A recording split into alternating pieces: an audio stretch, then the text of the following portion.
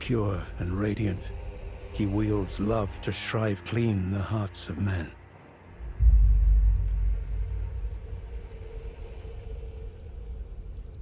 There is nothing more terrifying.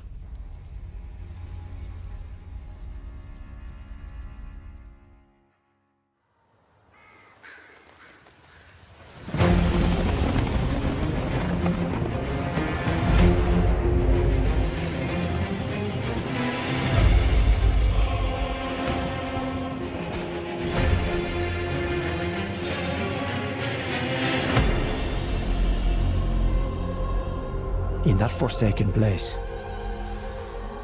blood must spill. Blood of your fellows. The Erdtree faithful.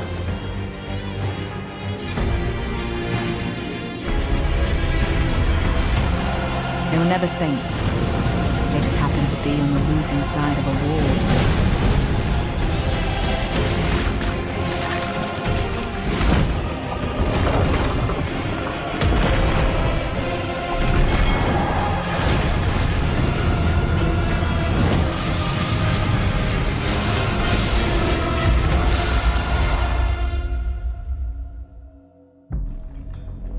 Mother, wouldst thou truly lordship sanction in one so bereft of light?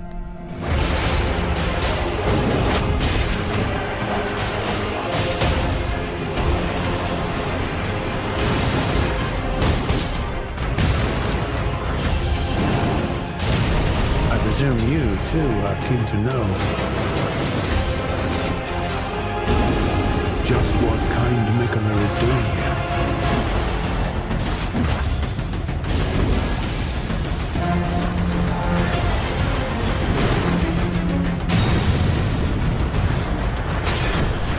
Those stripped of the grace of gold shall all meet death in the embrace of Vesper's flame. Come now. Touch the withered arm and travel to the realm of shadow. I will not be far behind. May we meet again.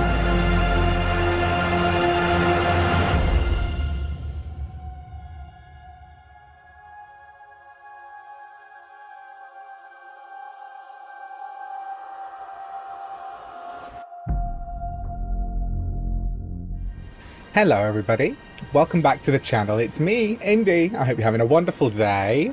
It's time to carry on with this absolute wildness that is the Lands Between's lore.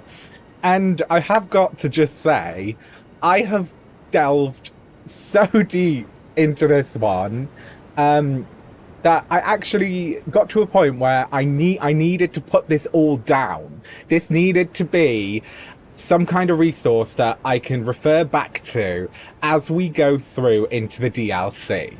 So, it's a lot, but we are going to start by just backtracking slightly and going back through what we went through in last stream. You'll see what I'm on about when I get there, but hello, welcome. It's been a lovely day here. I hope it has been with you. I'm going to give a little shout out to the chat. Hello, Neil. How are you doing, babes? How are you doing? And you watching at home, I can see you. Well, I can't, but I can see this camera, and I pretend it's you. So whether you're here or not, I hope you're having a wonderful day. And let's get into it, shall we? Because there is a lot. I have kind of, throughout this process, realised that I may have a bit too much time on my hands. Not quite, but without further ado, I'm going to go down into my little corner. I have had a lovely day, Neil, thank you for asking. I hope you have too as well. I'm going to go down into my little corner and show you the extent of which I have gone into this, because I think it's only going to get worse. It's only going to get worse. So we're still here where we were before in the lakes in Liurnia, just chilling by the tree, right? Because I know in this area, at least I'm not going to get completely destroyed. So yes, are you ready to see what I've been doing? Because I feel deranged, but hopefully this will help to understand a little bit more about the events that have gone on in the Old Age and the story. So let's go, I'm about to pull up this wondrous piece of information, and I do feel a bit wild, to be honest, but here we go. Welcome. Welcome to my presentation, everybody. So, what you can see here is basically where we've got to so far. In the last stream, we managed to basically start from the very beginning and get all the way up to what we're going to delve into today, which is the age of the Erdtree. So, are you ready? Let's start from the very beginning. Now, I have had a little bit of a look at some like real world influences that probably influenced the writing. Now, there's many different creators that do this kind of thing, but this is specifically a resource for myself. If you want to use it, if you're interested in maybe collaborating and getting involved, whatever, let me know, because once this is completed, I will be putting this up for people to access. So, are you ready? Should we start from the beginning? I think we shall do. Now, this is on Prezi. I don't know if you've ever used Prezi, but I quite like this little app moment. So, let me just... I'm going to bring all of you over here. I've got a bit of a different screen set up today, so just bear with me. But, now, let's start with the age before the Erdtree. So, this is where we started, alright? I know what you mean, Neil. I'm sweating, I'm dying in this weather.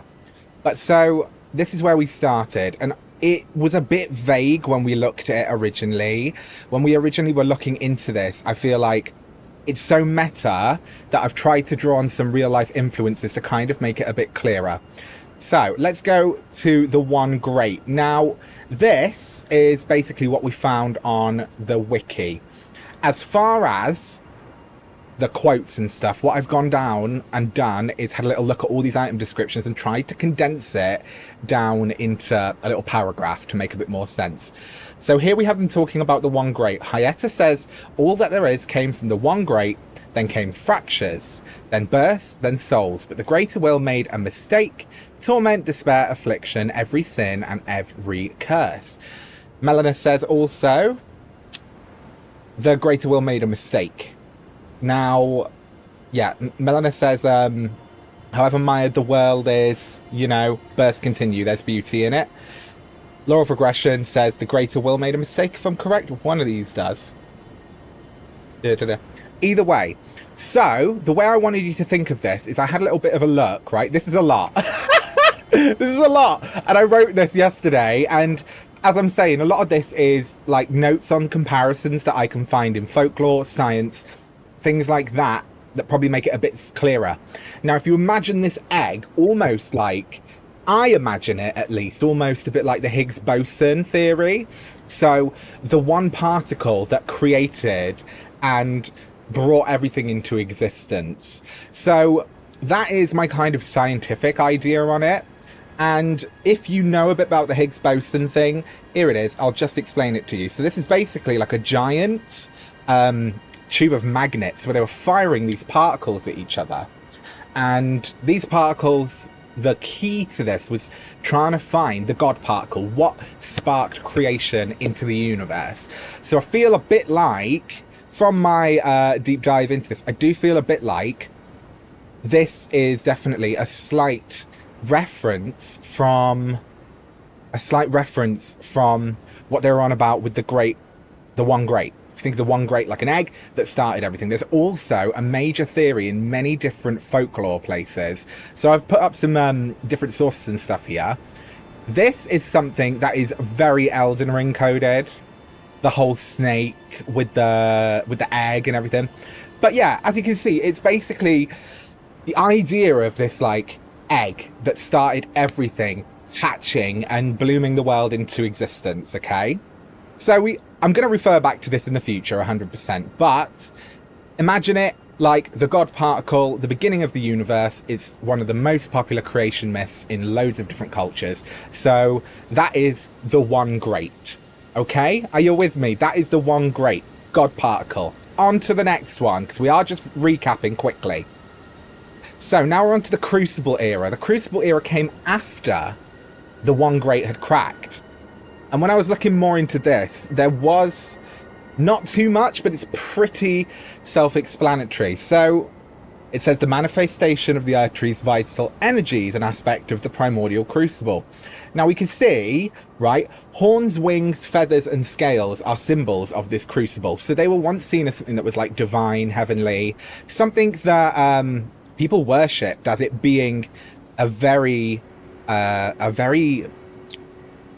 basic and very almost primal, a very primal society, which they worshipped the aspects of the creation, you know? So I was saying, horns, wings, feathers, and scales are symbols of the crucible seen once as divine. So it says here about the winged misbegotten. They're held to be a punishment for making contact with the crucible, and from birth are treated as slaves as worse.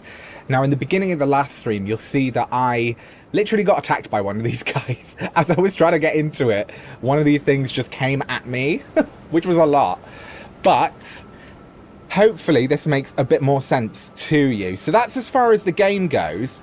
But if you actually look at what a crucible is, now please realise as well that the game is originally made in Japanese, and some things can be very different in translation. And I do think there are more references and definitions for the word crucible in English than there are in Japanese. So you can see here, the crucible, by definition from the Oxford Dictionary, is ceramic or metal container which metals or other substances may be melted into or subjected to very high areas. But then I found another definition as well, where I was like, oh, right, okay, if you can see the one I've got in red, a difficult test or challenge, ready to face the crucible of the Olympics. So I thought, well, maybe, and this is wild tinfoil hat speculation. I have been busy, Neil. This is wild tinfoil hat speculation, but yeah, so I wrote there, could this formal definition mean that the energies this crucible contains are competing within themselves to form life? Energies battling out for domination to become the strongest or first life form? There is so much that's up for interpretation. However, I can understand this idea of this primal egg opening and then the crucible, these people and this society that worship it and contains it, being the vessel for that primal energy and worshipping it as something divine. So this is still very early days, guys. This is very, very early days. But I hope that that kind of gets you a bit more into the creation. Now, the Crucible itself wasn't that primal. There were Crucible Knights. There were all kinds of life forms, I feel like, around at this time. But as we can see, they're very chaotic and very primal in nature in a certain form, I'm guessing. I'm just trying to go off the timeline, right? And be mindful as well as we go through this. You'll see up here, I've literally I'm attempting to put the key events of the lands between in chronological order because there are things we know that happened in a certain order, but it doesn't seem to be that clear all the time, and a lot is left up to interpretation. So yeah, it's not specific to the amount of time between the two, but hopefully we will get there. So now, egg opens, crucible happens, people worshipping the primal whatever Whomst, right? Which takes us on to the next one, which is... So this is where we start getting into a bit more of a slightly developed society. It's not really what we know now in the lands between, but this is talking about the prehistoric era. So I would, in my brain, as I've got up here, I was thinking, well, they refer to it as prehistoric. So clearly there's got to be something, some kind of element of it being that long ago. It's a long shot, and I've got I'm aware, my tinfoil hat is on, okay? It's on like this, and I'm picking up all of the frequencies.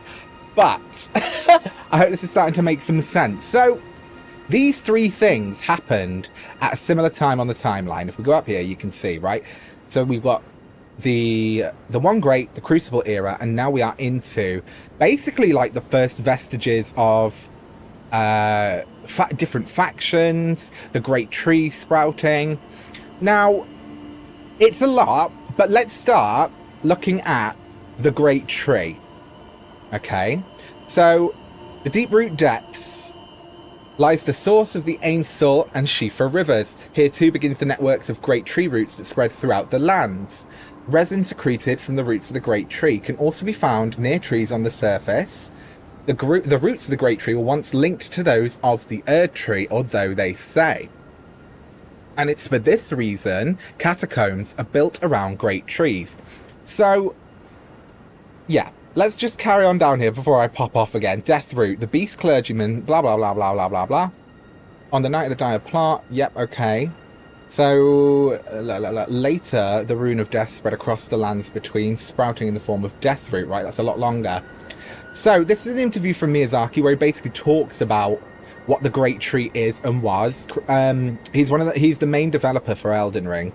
So what can represent these rules and order but also not be absolute? And the tree really fits the bill nicely for that, because the tree is something that's alive. It's something that grew.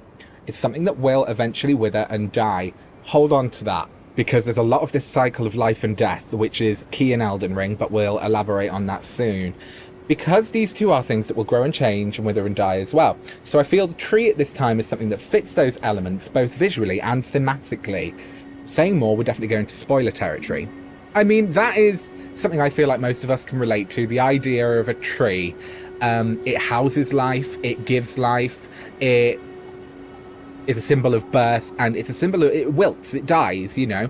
Every year a lot of trees lose their leaves, they lose their plushness, and they have to be withering to be able to live, in a sense, right? So hold on to that. Now, anyone know about Norse mythology? Because here we go. So, this is something that's quite apparent, it seems, in a lot of the stuff that Miyazaki does, but also, I think it's quite clear from the interview that he spoke on, that they're definitely pulling some elements from different realms of ancient history, mythology, and this is Norse pagan creation myth and story of the world.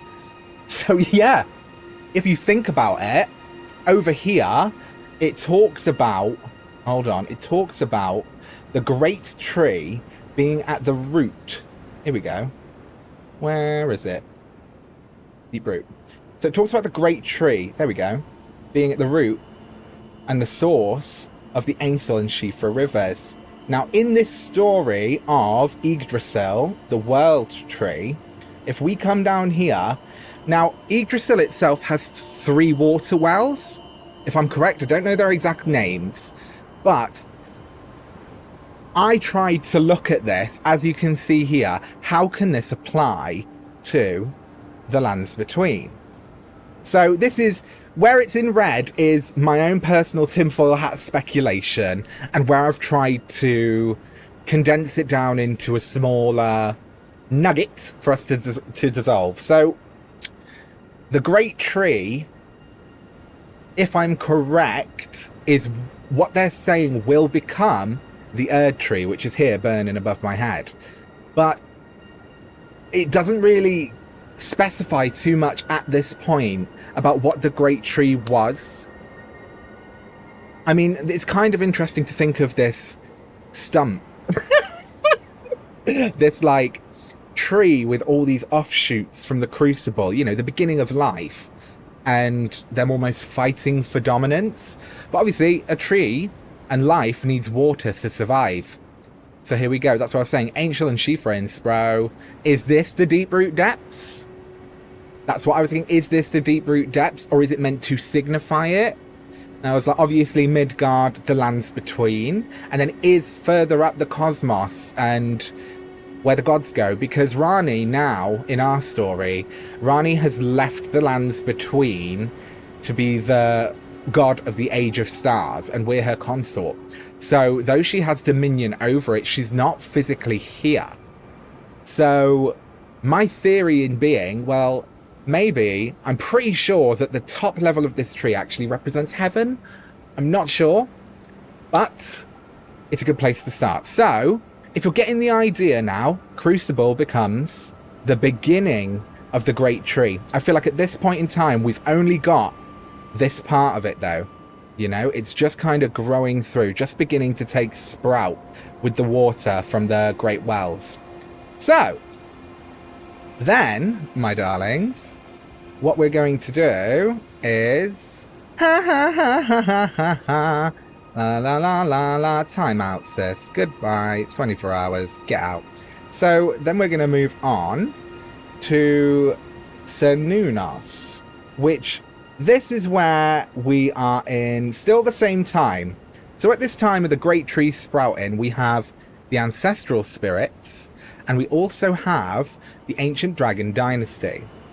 So these two things, what they're going to do is they're coinciding at the same time as this tree sprouting. But if you were here at the beginning of the last stream, we can find from these ancestral followers, they weren't that bothered. They really weren't that bothered about this great tree. They were more concerned with their own cycle of life and death. So life sprouts from death as it does from birth. Such is the way of living. Now, if you think of that, I came to the conclusion when I was reading through this, it's almost similar to, in a way, pagan practices and different ways of worship than that of organized religion, the worship of life and death and the worship of nature.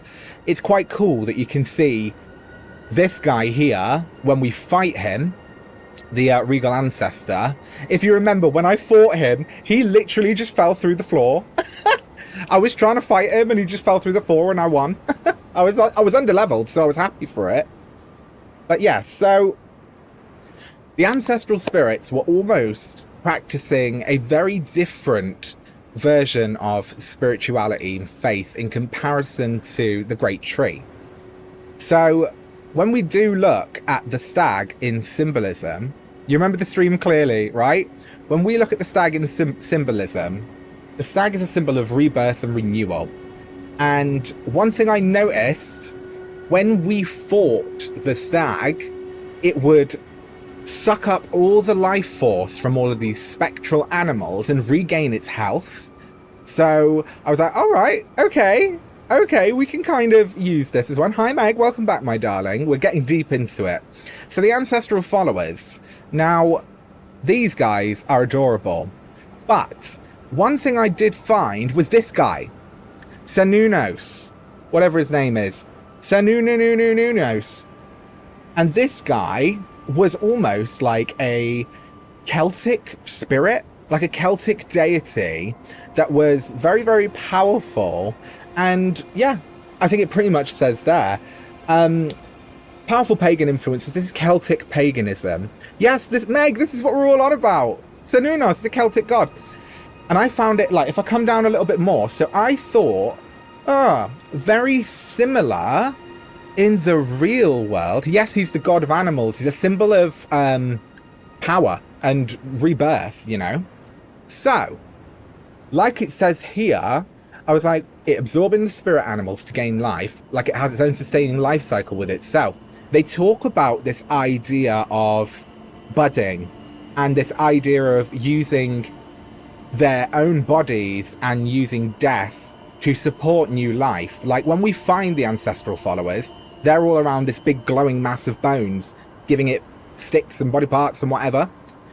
And that's why when I looked at this, I thought, right, let's be honest. We know that Marica and her Golden Order pretty much needed to spread their influence and do what they could to get rid of any practice that would rival it.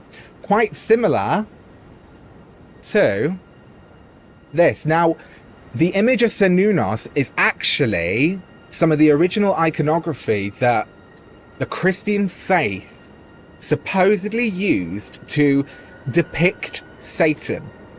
So I was like, this is quite interesting, because the way that the ancestral followers are almost separate from society, and they're all, yeah, it's so crazy, but it's not uncommon for a new faith, a new jurisdiction to take old things that rival their beliefs and demonize them.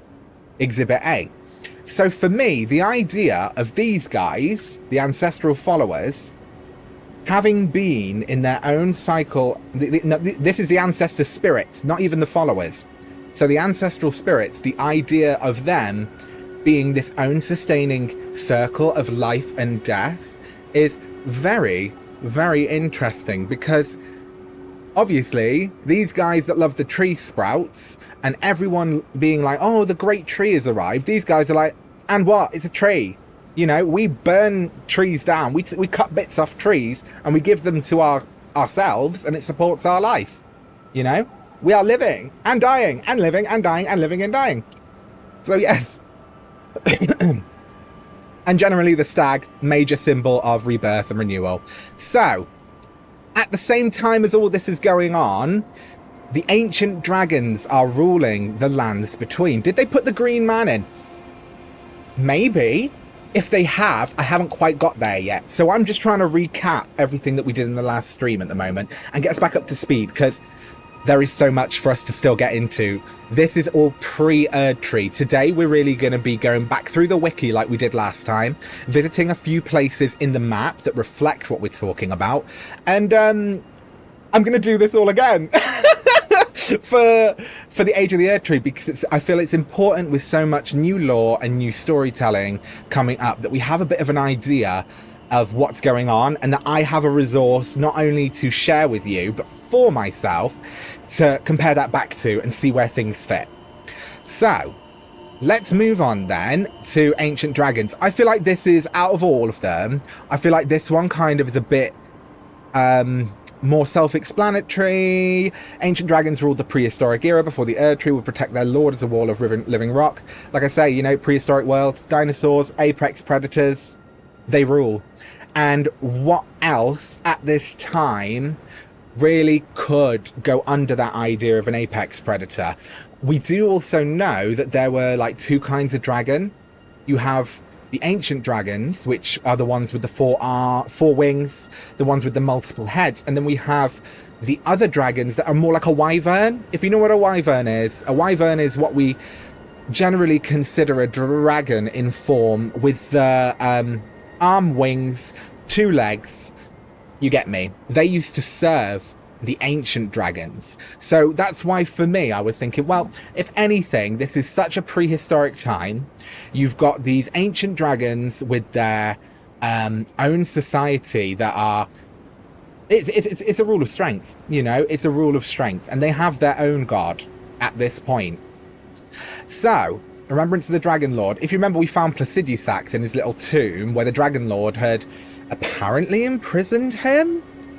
It's a bit of a weird one because it doesn't really say exactly why. We can speculate as to why, but I do think, in a nutshell, as far as this era actually goes, this is prehistory. So prehistoric. We've got the buddings of different religious factions, different ideas, different creatures and ways of living, all still kind of coexisting, but the ancestral spirits don't seem interested in the ancient dragon dynasty or the great tree. They seem more than anything to be self-sustaining creatures that are just kind of getting on with it. Yeah, that's all we can say really on the ancestral spirits as for now. Eventually we know there are ancestral followers. I'm unsure if they were around at this time, but hopefully we'll find out a little bit more. So let's now move on to the next part, which is, my darlings, the beasts gaining intelligence. So we can see here from the Cinque Dea, the design celebrates the beast's 5 fingers, symbolic of the intelligence that was granted upon their kind. The bestial sling, it's said that in the time before the Erdtree, stones were the first weapons of beasts who had gained intelligence. Yep. Spirits of beastmen. Okay. So it says here, yeah. Once again, I think we could probably say that the one that granted them the intelligence is the dragon god, but I don't know whether it's specifically stated. At least not at this time in what we've gone through. Because you've got to remember, I'm pulling this timeline from the Elden Ring wiki. So it's not all 1000% reliable, and we're still very early days. So when I was thinking about this, I obviously thought, right, real life comparisons, what can we do? This guy. Now, the only comparison I could think is us, because we all evolved from beasts. We all gained intelligence somehow. So yeah, there are many sources. I made this whole thing, Meg. I made this whole thing. So there are many sources which talk about the development of human intelligence and what that actually was. And it usually, and in most cases, comes down to a matter of survival and the development of social situations. Obviously, survival, social, we need tools to do things, and it talks about Homo habilis being one of the earliest members of Homo genus. This is all tinfoil hat speculation, please don't take me as law, but I'm trying to give you a comparison. The main difference here being, we're said to have developed this. However, who was there? You know, who knows? And I think that there are still many people that contest there could have been divine influence. We all know that in Christianity, they turn around and say that we were running around with dinosaurs. Is this a play on that? You know, is this a play on Christianity's idea of evolution and natural selection? It's all up for interpretation, but I think it's fair to say, as far as real-life comparisons go for the beast gaining intelligence, yeah, so people still think the world is flat and all. This is the thing. This is the thing. So, Miyazaki is not one to scrimp on the jokes and scrimp on taking the mick, even out of you as a player, so love to see it. But yeah, so I think it's kind of interesting. It's like the beasts gain intelligence at this point. So this happens. Oh, taking the mick is it's like a British term for having a laugh. Taking the mick. Oh, that's a really hard one to. So taking the mick, joking around with you. Like, I'm joking around with you. Like, oh, I'm just taking the mick. You get me? Right, okay. So this is where we got to with the Ancient Dragon Society, and all we know is at that point, at some point, the beasts are granted intelligence. Where from is not to be said, but at the end of the day, I think we could probably imply it was the Dragon Lord. So let's go on to the next one. The Dragon Lord disappearing, guys. So this is all we've got on it. This is all we've got on it. Dragon Lord Placidusax, his god disappears and entombs him in a time bubble. Well, shite. You know, the Dragon Lord whose seat lies at the heart of the storm beyond time. It's said to have been Elden Lord in the age before the Erdtree. Once his god was fled, his lord continued to await his return. So this god upped and outed, entombed Placidusax, and basically he was like, oh, I'll just wait for him to come back. And we don't encounter Placidusax for millions of years later. So that's quite sad. This god is like, oh, I'm gonna give these beast guys intelligence and kind of help your situation and your dynasty grow in a sense. And yeah, I'm out. I don't understand, bitch. Don't understand. No, I don't understand. So, you know, take what you want from it. It does drive me wild. Why? Why did he go? It's not, if we go back, it's not illicitly stated, really anywhere, in this whole thing about the Ancient Dragon Dynasty. It's not really stated absolutely anywhere why he left. It's just like, bye. I don't understand, bitch. Don't understand. Exactly. So like we say, we're just effing around. Yeah, just effing around. So that brings us on to the rise of the fire giants. Let me just double check I haven't got ahead of myself now. Okay, so Dragon Lord disappears. The Dragon God disappears. And we know that at this point, the ancestral followers are off doing their own la-di-da. The great tree is sprouting. And I guess once the god of the dragons went away, what we're starting to see is other gods and other outer influences being like, we need to get in there, right? We need to get in there. So that brings us on to the rise of the fire giants. So Burno Flame, hateful incantation. It says they borrowed the power from a fell god. That's all we'll say from that one. In the distant past, their smithing was considered divine. So it does, yeah, it says the rise of the giants. They're gaining some kind of influences, wielding the power of an outer god, where there were no other gods enacting their will on the lands between. Known for smithing divine weapons, which once again almost does play into the idea of survival of the fittest and an apex in a way. When we fought the fire giant, it was a lot. It was a lot, but I did still stand the fire giants. So then that brings us on to the fire giants and the ice dragons. So this happens slightly after, and the ice dragons were once lords of the mountaintops long ago, until they were defeated by the fire giants and chased from the peak. So there we go.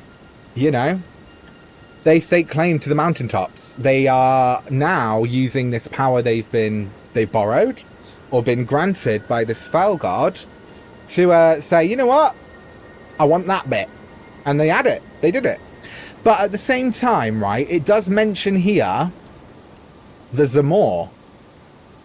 It needs to be, do you know what? I don't even know if you could put it into a book. And this is why I've tried to do this and condense it down. And I promise you, this is the best really I can do. There's just so much. It's such a deep, intense world. It's so good. A different faction that seemed to intend to rival the giants. Or were they fighting in support of the dragons? Possibly. You know, this is a point.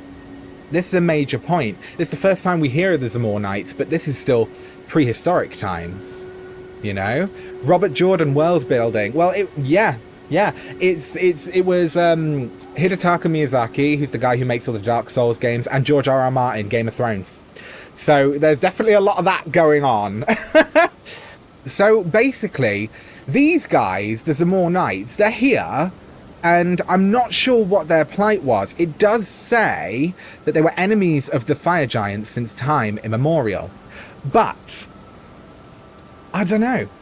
They've challenged the fire giants since ancient times, and it's a long saga that we're going to. We are still recapping before the age of the Erdtree. We'll get onto that in a second, but I just wanted to preface this. So these guys are like ancient warriors that rivaled the fire giants, and I'm guessing they would have maybe allied themselves with the ice dragons, because it seems that they are first mentioned here. So I think we can infer in this battle the ice dragons and the Zamor Knights tried to best the fire giants.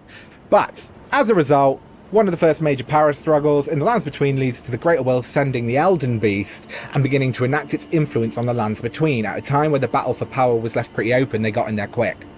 I mean, I think that's pretty self-explanatory as to why this happened at this point, and it would make sense. It would make sense, all right? So yes, in this part, we have got... Yeah, so in this part, basically, we've got this whole battle. The rise of the fire giants, them putting out some influence, and the Elden beast being like, you know what, I want a slice of that pie, all right? So we go on to the next one, which is, this is where we start to see a bit more of a well-rounded society in many different places. Now, it does only talk about the Nox here. It doesn't really talk about when the Nox came to the land between. We'll maybe learn more about that in the DLC, which is part of my whole reason for doing this. It's so much to keep in the back of your noggin. So hopefully I can refer back to this, and you as well, as we go forward. So the Old Dynasty Flourishing. This seems to be like one of the first big civilizations. Like when we go underground in the Lake of Rot and stuff, there's like these statues. This guy, this guy. He's not specifically named, not really specifically named at all throughout it, but he must be an incredibly important figure. So is this, I think this is evidence of a society that worship the rot. We know as much as the greater will, or as much as the giant's fell god, there is a god of rot.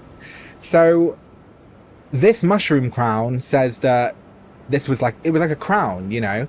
So these people must have in some way been worshipping the rot as the cycle of life and death, you know?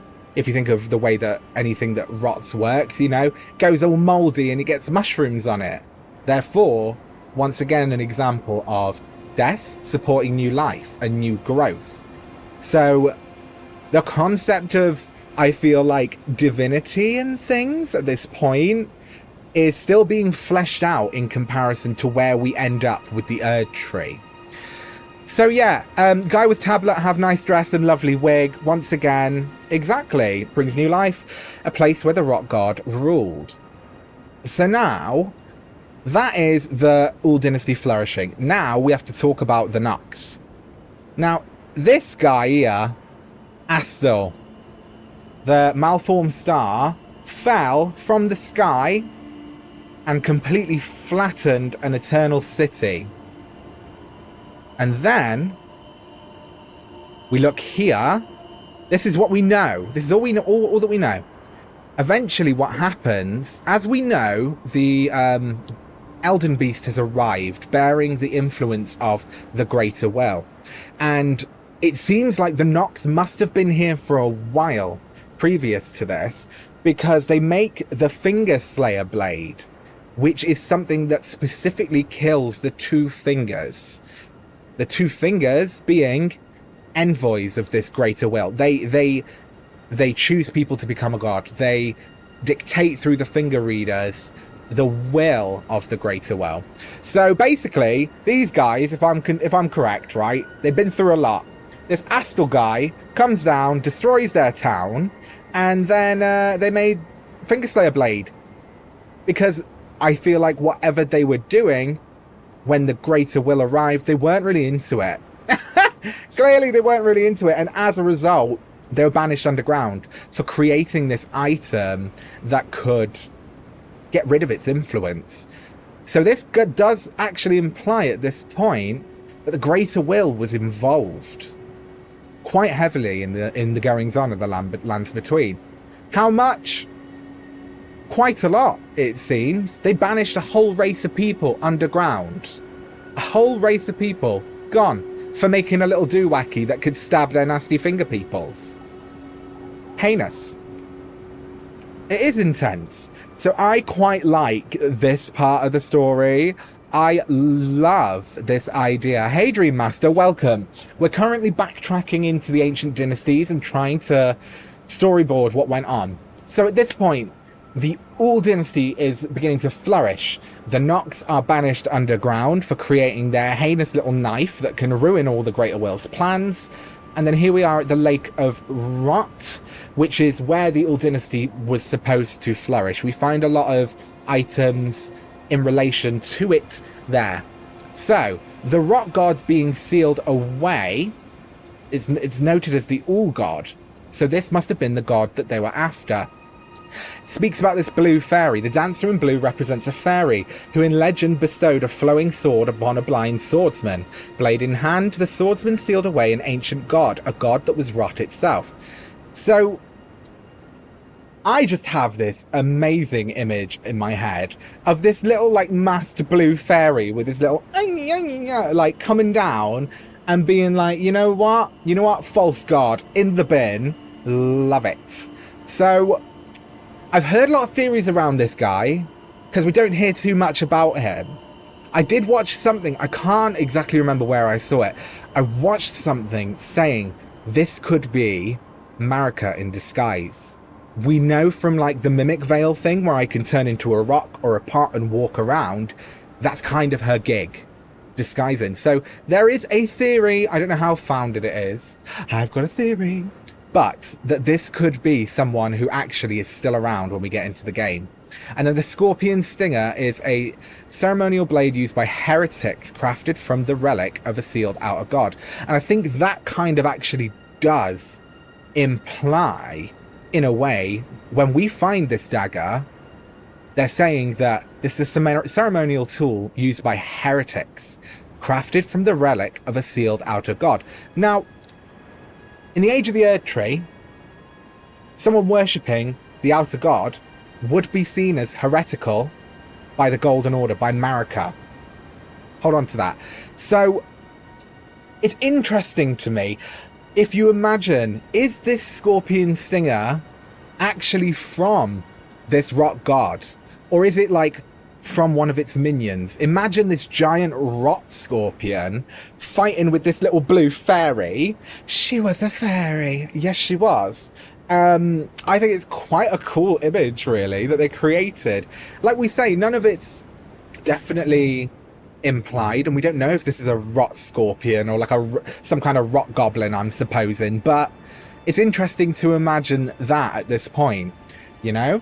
So the Nox are banished, the All God is sealed, and the All Dynasty had previously flourished. Which brings us on to the next bit. So we're starting to get into it. This is where a lot happens. So, bear with me, I have done my best. And yes, I did make all of this. My tinfoil hat is secured. Maybe next stream I'll actually make a hat out of tinfoil and sit here in my tinfoil hat. If you would like that, please sound off in the chat down below, and if you haven't already, give me a little like and a thumbs up. And let me know if you're with me. If you're here in the chat, let me know if you're with me. Give me a thumbs up, alright? So, we now move on to Marica and the Glomite Queen being chosen as Empyreans. So these two, the idea basically is simplified of life and death. Marica, the Glomite Queen. Marica the Eternal is someone who she's all about life being eternal. The Glomite Queen believes in, where is it? Death indiscriminate.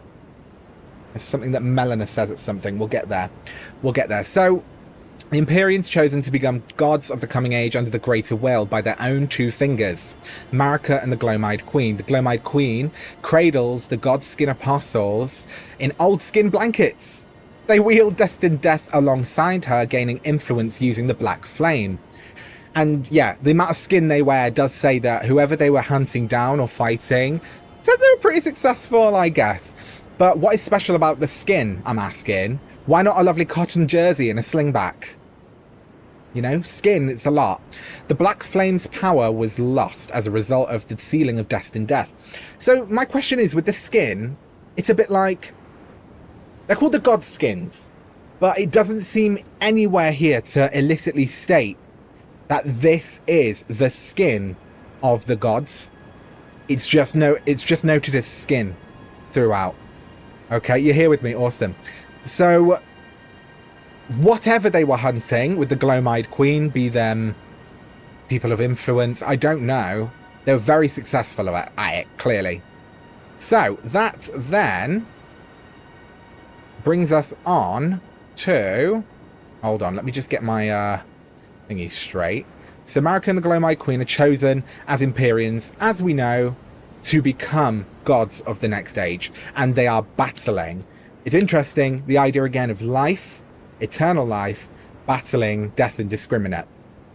There's constant parallels. So, now, yes, let's just have a little look. It says that they manifested Inhuman Physiology, so I don't even know if they're supposed to be human.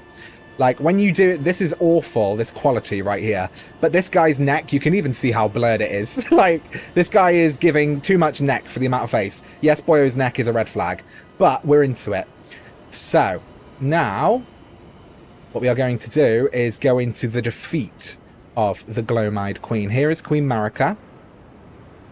Okay, so Marica... I've written my little thing here to kind of condense this out. Marica plucked the rune of destined death from the Elden ring so she could control the cycle of life and death. Her fingers gave her Malekith, a shadow-bound beast, to serve her, like Rani and Blythe, and had Malekith defeat the Glomite Queen using the rune of death. Marica then had Malekith seal the Rune of Death, and as a result, the Golden Order of the Elden Ring was created, beginning a world without death, Marica's eternal age. Though victorious, this wouldn't stop Marica from betraying her loyal hound. What a cow. I mean, what a cow. Literally, what a cow. It's not stated, but possibly because we are then sent to kill him. I'm not sure exactly what this betrayal is, but it's stated that even though Malekith did all of this for her, you know, she still was like, nah, sorry, pal. Sorry, pal. You're just a little pawn. Cosmetic surgery, horror story. Yeah, exactly. That's exactly what it is, my darling. So, this then establishes what is the Golden Order. I did talk about this in the last stream, but Golden Order is almost like it's a form of the Elden Ring. The Elden Ring is almost like a Bible or a script that influences the way the world works. Like I was saying, a fundamentalist of Christianity studies the way scripture influences the world and what it actually means, etc. So the idea, like an Elder Scroll, exactly. So the idea that this Golden Order of the Elden Ring was established was Marica removing this Rune of Death and sealing it away, creating a never-ending cycle of life. Okay? Difficult once again. Very differently to, like, scripture, though, the Elden Ring has an immediate effect. In the real world, we are influenced by old books, old texts, but in Elden Ring, it's imminent. You change the cycle of life by adding different runes or taking them away. So, there we are. At this point, Marica has established the Golden Order, but she has not established the era of the Erdtree. There are theories, which hopefully we'll learn more about in the DLC. There are theories that these two are twins. Marica and the Glomide Tween. There are theories that they're twins. And I think that could be actually really interesting. Or even a fractured version of life and death embodied. So it's interesting because we're going to delve into what Marica had to do to grow this Erdtree. Okay. Sorry, there's a motocross going outside, clearly. But, so, when we go into the DLC, we're supposed to find where Marica first entered the Lands Between. As I said, we can't see here in the main game text when or where that happened. It's not stated. We know Marica is part of the Inhuman race, who are the same race as the Nox, the ones who were banished. So, regardless, she's been here for a while. Now, as we know how it works in this game, a god needs a lord. Okay? A god needs a lord. So, this is when Hoarah, previously a tarnished warrior, becomes Godfrey, Marica's consort and her first Elden Lord. And I think I pretty much summed this up here. In these times, strength befitted a lord. Hoarah, being the biggest, buffest Chad around, caught the eye of Queen Marica for his strength, becoming the first Elden Lord Godfrey. As a symbol of his kingship, he took the Lord of Beasts, Sarosh, upon his back, not only as regent, but a symbol of his nobility and to help quell the lust for war inside his warrior's soul. So, here he is. Look at him. I love him. I think that this guy right here, Sarosh, is everything. What an icon. But yeah, so, Marica sees big buff Chad Godfrey and is like, oh, I'm having a slice of that. You know what? You're a strong-ass warrior, the strongest of them all. It does say throughout, strength befits the Lord, and Chad Free over here, Marica wanted a slice. So, as a result of that, he took the lion on his back. Like I say here, I think this is actually a crest from the Old English flag. Not 100% sure, but this is a very much used symbol of nobility and authority. So he went from his warrior self to adding on this symbol of regality as a lord. Also, I did think about this, right? This is completely tinfoil hat as well. But they do say that a purring of a feline has this way of reducing anxiety. Like when a cat purrs and the sounds it makes can reduce anxiety. It can make someone feel a lot more relaxed. So for me, lowers your blood pressure. Yeah, Meg. So for me, that's almost what this signifies as well. Not only is it a symbol of mobility, but his companion had this innate biological effect to quell this unending need for war.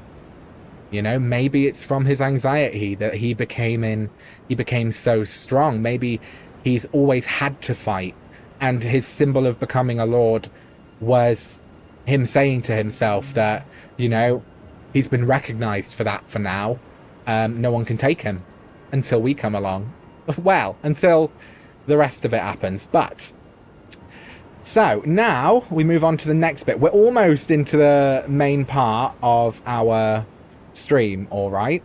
So as a result of that, Marica now has her Lord Godfrey, and she's staking her claim as God and as Queen.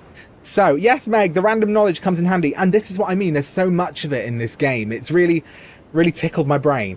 So Melina says in the first church of Marica, an echo of Queen Marica.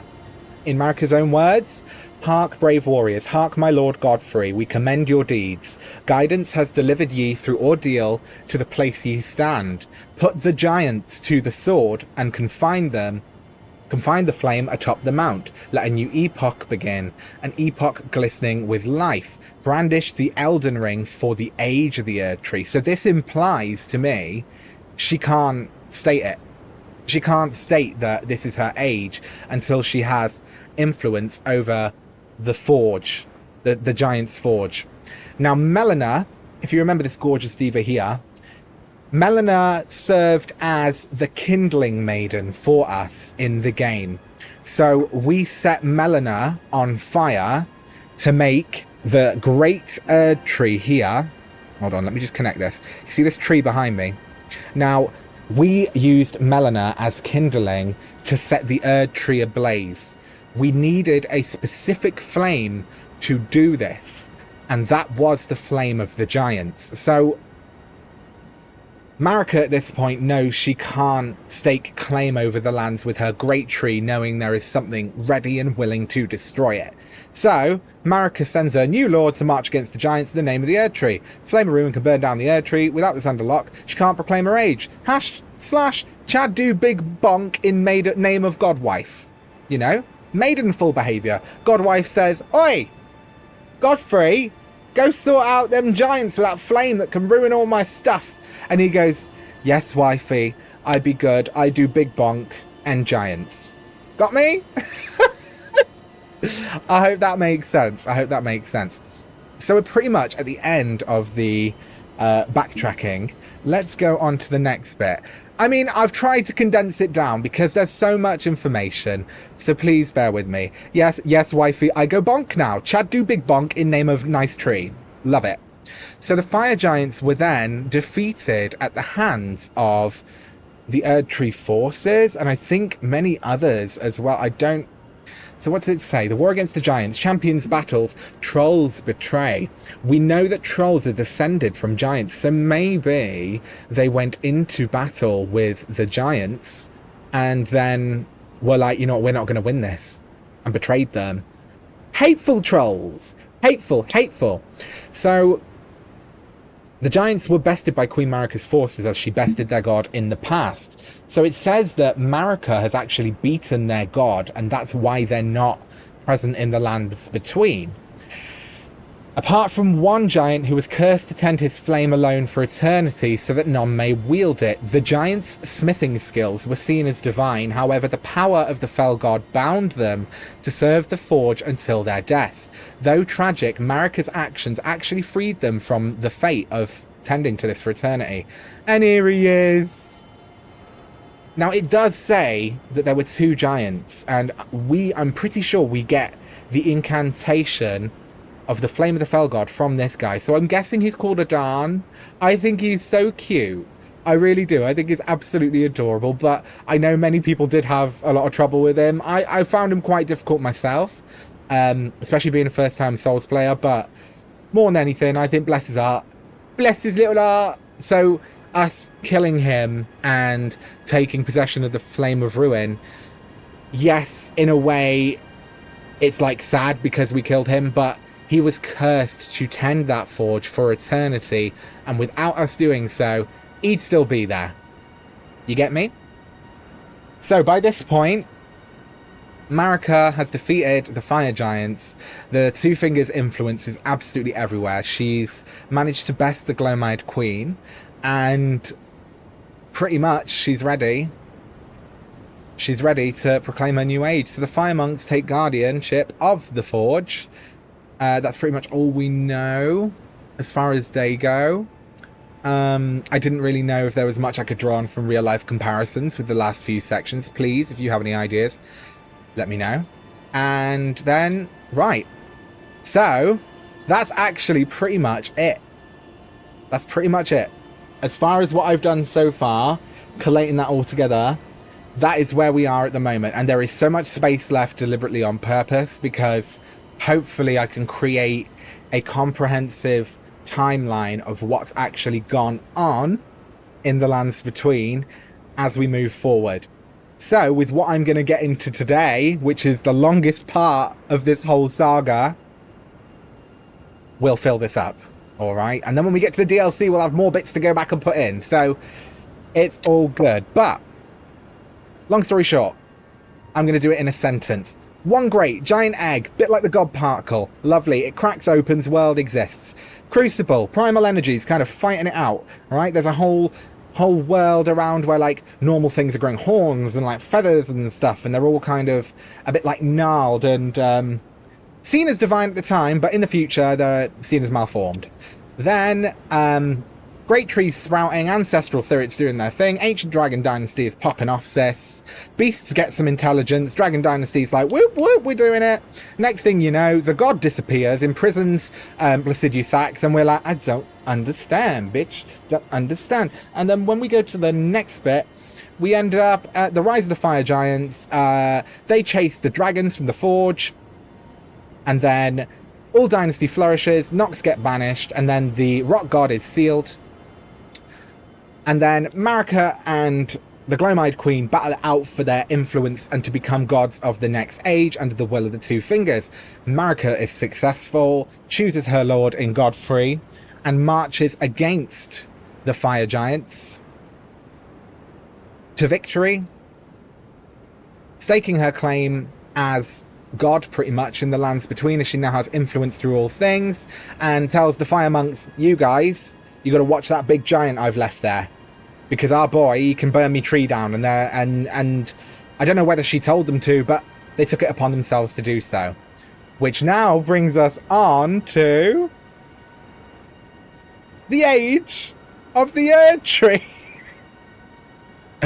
So we haven't even got to where we are in game. This is before we step our feet into the lands between. And I am going to go back through this and do the same thing I did with the last lot.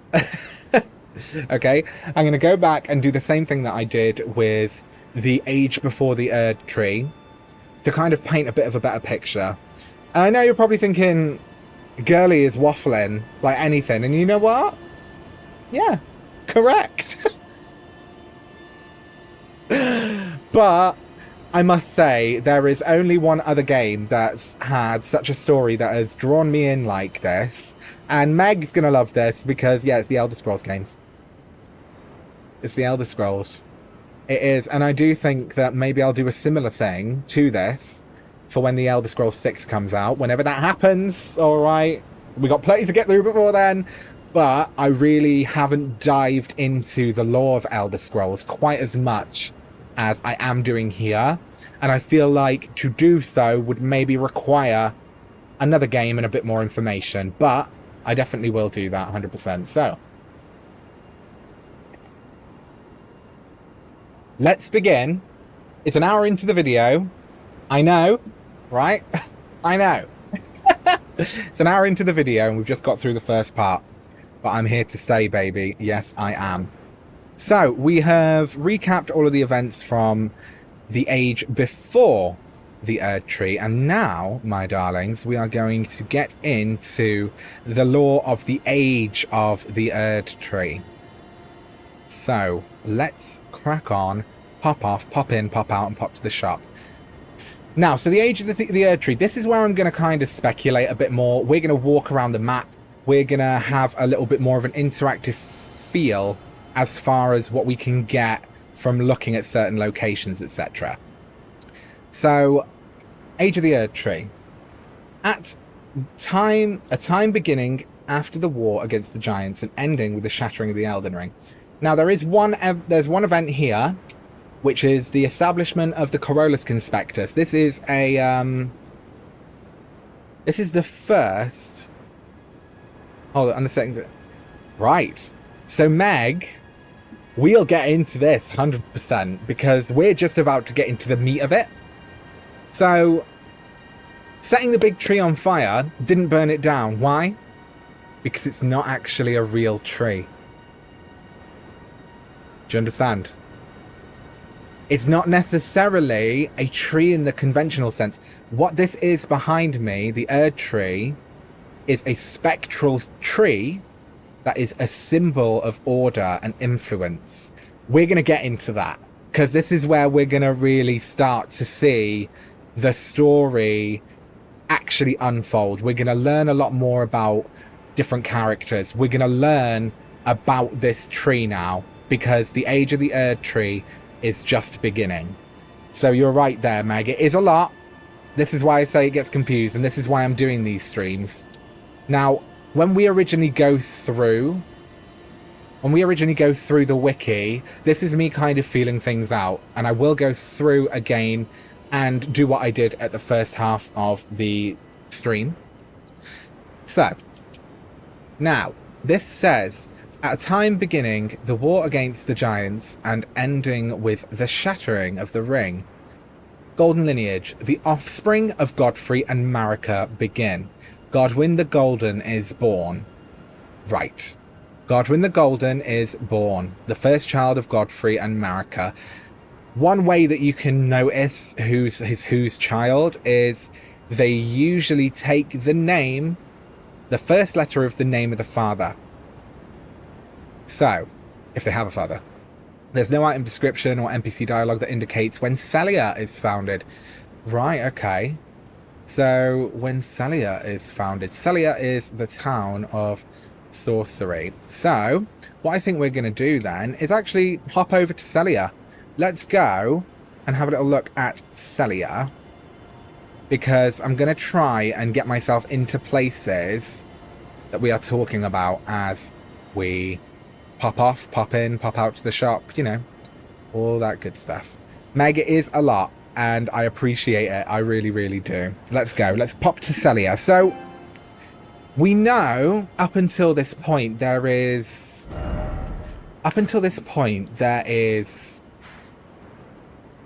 the Raya Lucaria Academy exists, and the first Conspectus, if I'm correct, is established. Oh, good. I'm glad, Meg. That sounds really cool. So we're going to head to Celia, which is in Caelid. Now, this is known as the Town of Sorcery. Let's go to the chair crypt. So this is known as the Town of Sorcery, but we know from certain item descriptions and stuff, and the fact that we fought two of the Nox here, the Nox are involved. And I think at one point in time, it was revered more than it is in the age that we enter the game. So we're trying now to move a bit more forward. You're now starting to see like an offshoot of the mages, basically. The mages seem to have influence on quite a few things. Now, Celia can be dangerous, but in here, there is this big crown of thorns. So let me just take a little seat here and let's look up. So here we are in Celia, Celia, Celia, la la. And let's get this back up then. So, my little chickadees, my little lapsang souchongs. Let's go over here. Now, we visit Gowry, who is a great sage, when we find Millicent. And Gowry, bless his little cotton socks, not only still hangs out around here, but I think he did have something to do with the college, the Academy of Raya Lucaria. So, as thanks, I vow to impart you my knowledge of the lost sorceries of the Celians, descendants of the Eternal. Well, we know Eternal cities, Marica the Eternal. Were these specifically Newman or Nox mages? One of the night sorceries of Celia, town of sorceries. Below Celia, the eternal city of Nokron sleeps. This sorcery originates from the maiden of that place. We fought a night maiden here. Okay. So, Selen. If you remember Selen, what a queen. Love Selen. But when asked about Lusat's location, after his expulsion from the academy, I heard Master Lusat had returned to his home. So Lusat lived here. Yes, if I'm correct, we find Lusat's staff here as well. Okay, obtained... There we go. Olivinus. We read about this, didn't we? Lusat established the Olivinus Conspectus. So Celia is above Nokron. Lusat's robe. A robe reserved for Grand Masters at the Academy of Raya Lucaria, corroded by glintstones.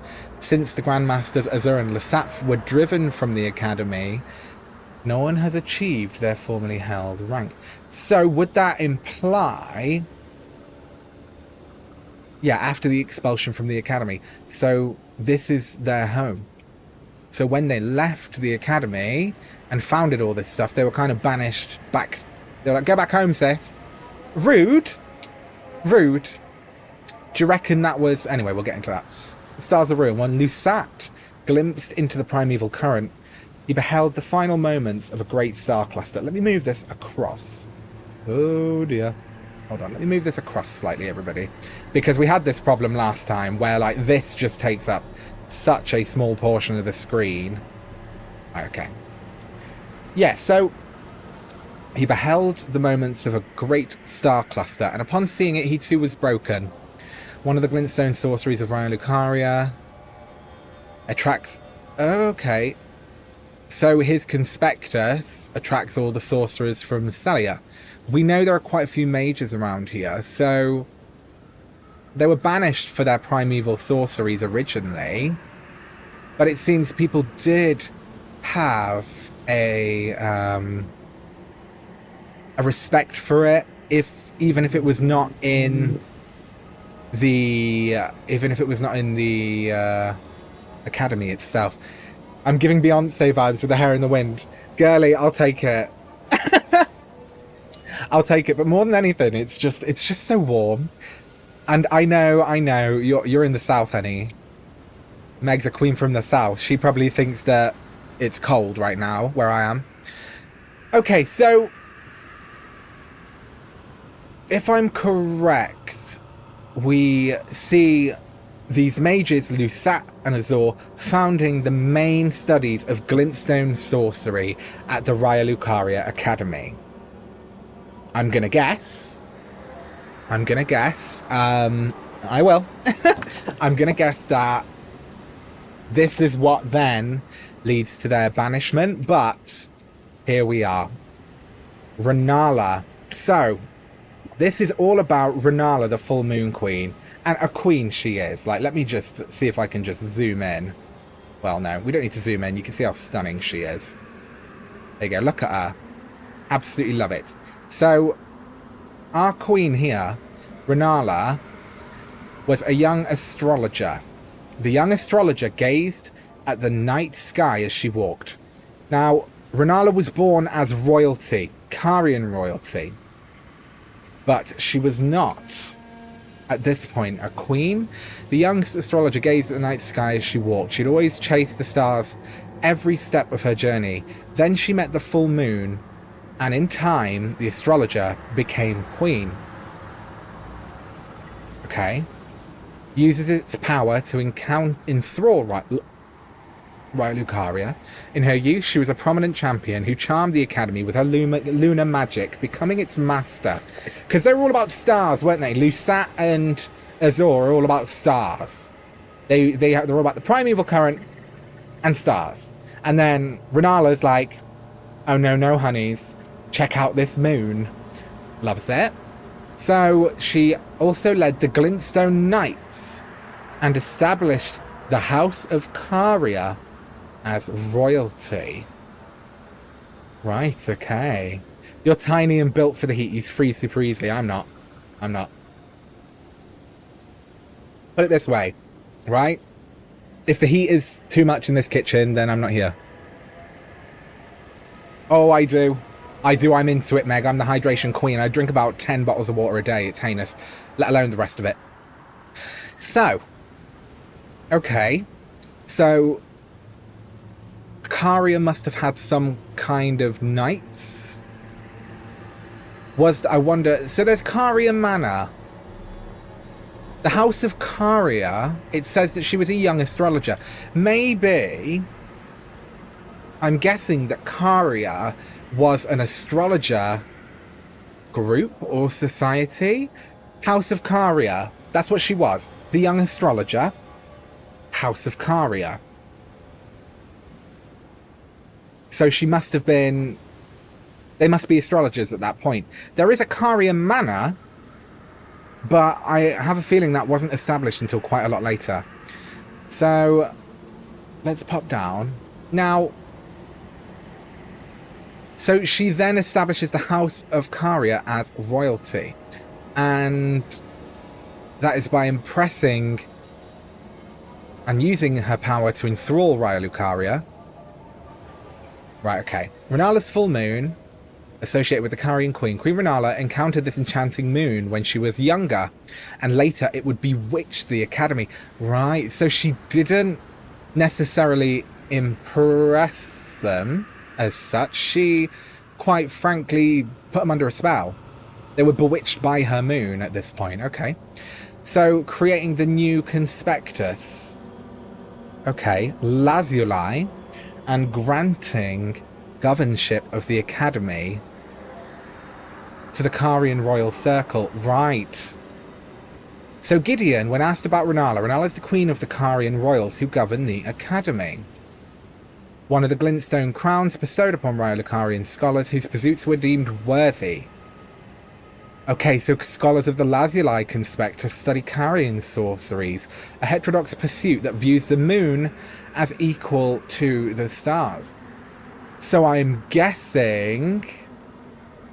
So before here, they're all about stars, aren't they? They're all about the stars and the primeval current, with what Lusat and Azor established.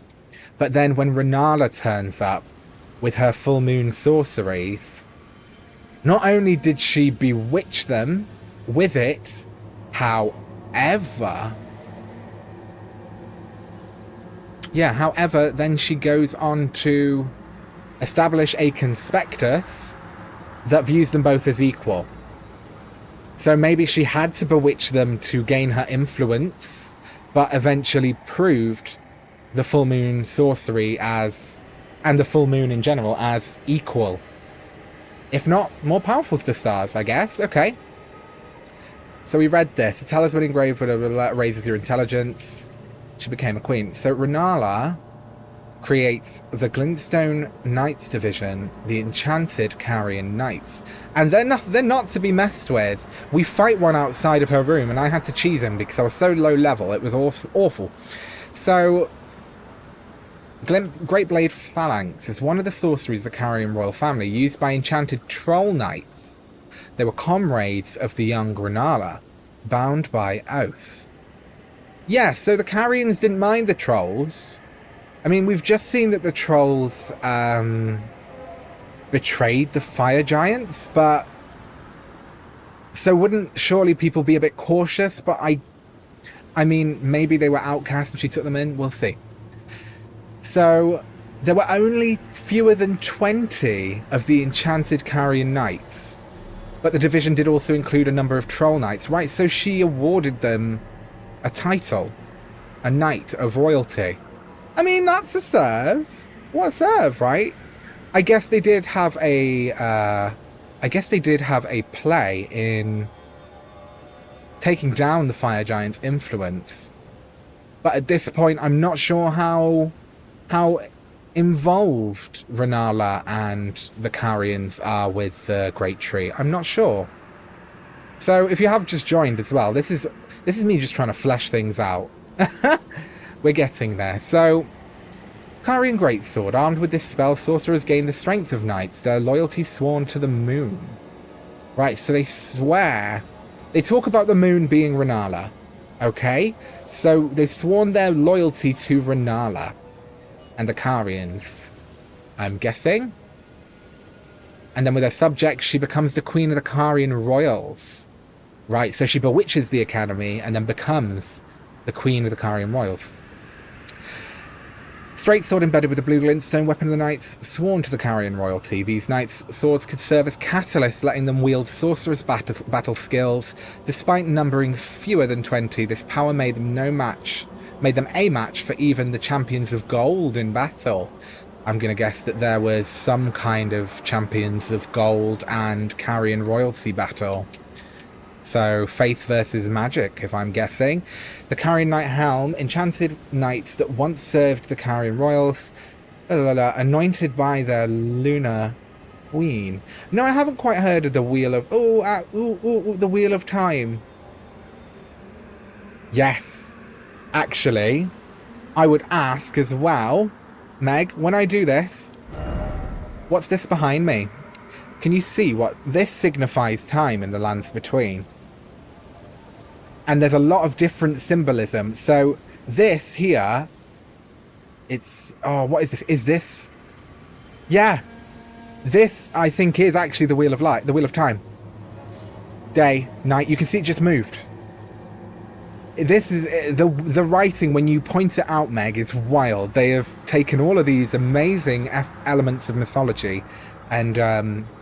like ancient society and mixed it all together. That's why I want to share this with you, because if you don't point it out, you don't twig sometimes. There's just so much. Okay, so we've got this whole thing then of the Carians building an army, having these oath-sworn knights, the trolls and the Carian knights, and there were only like 20 of these knights, but clearly they were amazing. An amazing, amazing thing. There is a lot of bird symbology. We'll get there. We'll get there, Meg. So, Gideon Orfnir, the all-knowing, says Rennala is the queen of the... Yeah, okay, so she's the queen of the Carian royals who governs the academy. We pretty much gathered that. Right, okay, so now we're getting into the golden lineage. At this point, we already know that Godwyn the Golden, the first child of... yeah. Godwyn the Golden, the first child of Godric, Marica's Lord. Marica's Lord. What's his name? What's your name? I've literally forgotten his name already. That's what I mean. Some of the names are so similar. Godfrey. So, Godfrey and Marica at this point have already had their first child, Godwyn the Golden. Now, there are more children. This is the second part of the golden lineage. So, okay. These are all in the age of the Erdtree. So now, Mohg and Morgott are twin brothers. So they have twins.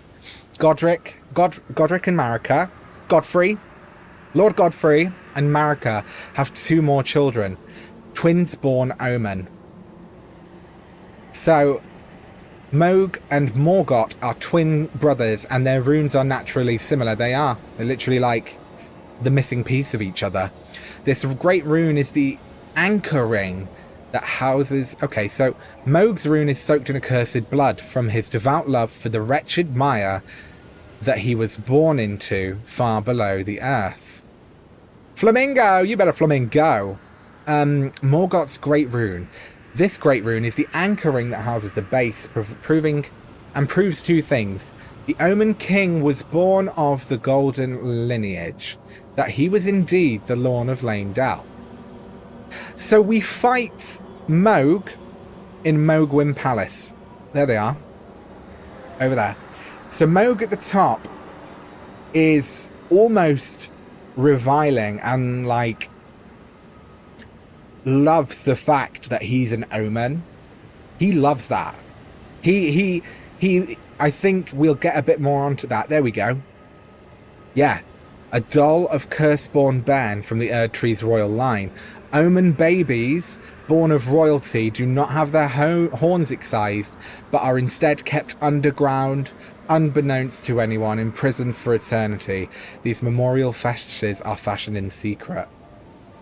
So, let's just go down there again. A fetish bathed in golden magic. The shackles. Shackles were used to bind the accursed people called the Omen, and these ones were made to keep a particular omen under the strictest confinement. Though faint, the shackle still retains vestiges of power, enough to trap the once-bound Moog on Earth, if only for a short time. Okay, I'll surmise this when we get to the end, but I think you can tell what happened as much as me. A fetish bound in golden magic. Okay. Though faint, the shackle... Okay, so they pretty much say the same thing. This is heinous. This is actually heinous. So, Marica, long story short, had 2 children born as Omen. We talk about this, actually, when it comes to... Hold on, let me go back. So, when we look at the Crucible... Okay, it says that this used to be seen in the ancient ages as something as divine. If we look at the Crucible, what is one of the aspects of the Crucible?